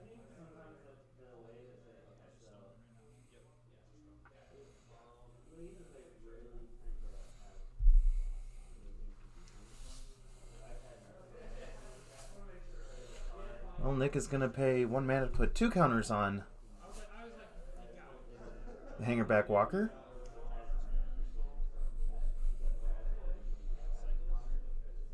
And sack his Horizon Canopy. There we go. There's the official Nissa emblem.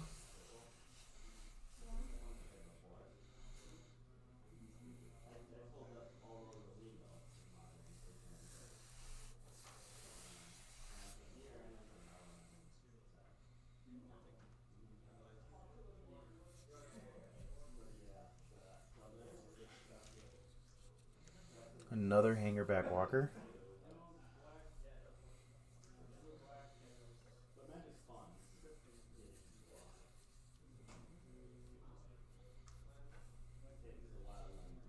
Plays a fetch land, draws a card. Sacks the fetch land. Puts a land into play, draws a card.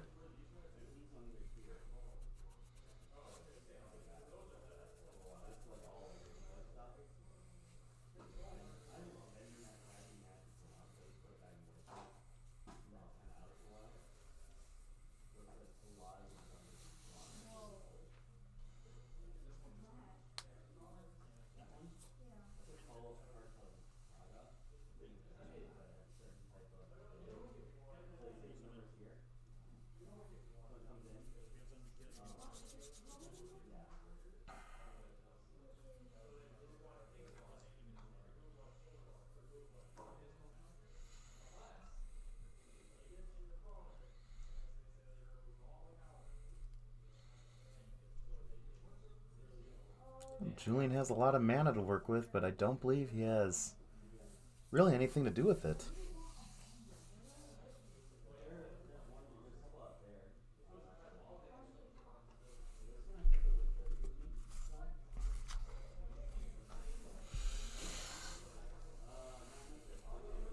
He's deep in the think tank, though.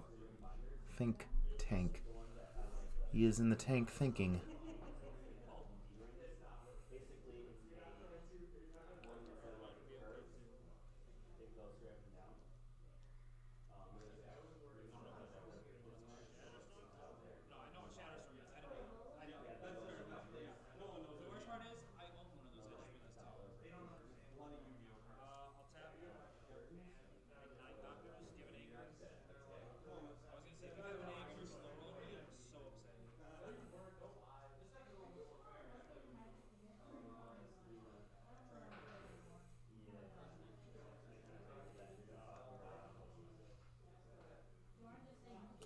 I don't know where my friend Kyle is, because I don't know what that card was. Something that could destroy or kill a 6/6 Ballista and a 6/6 Hangerback Walker, though still doesn't help because now he has 8 Thopters into play plus an Ink Moth.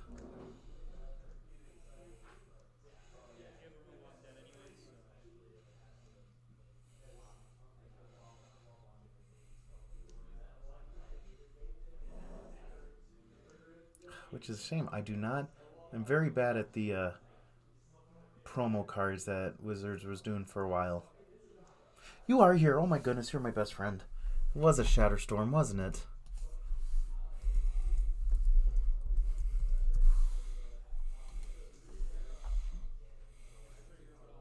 It even comes up with the promo. That sure was a Shatterstorm. Holy smokes. What's a 4-mana Wrath that destroys artifacts? Jeez. Kyle, where have you been, man? Where have you been all my life? Don't answer that. But thank you for again being my lifesaver. Oh, Julian plays a Wormcoil Engine.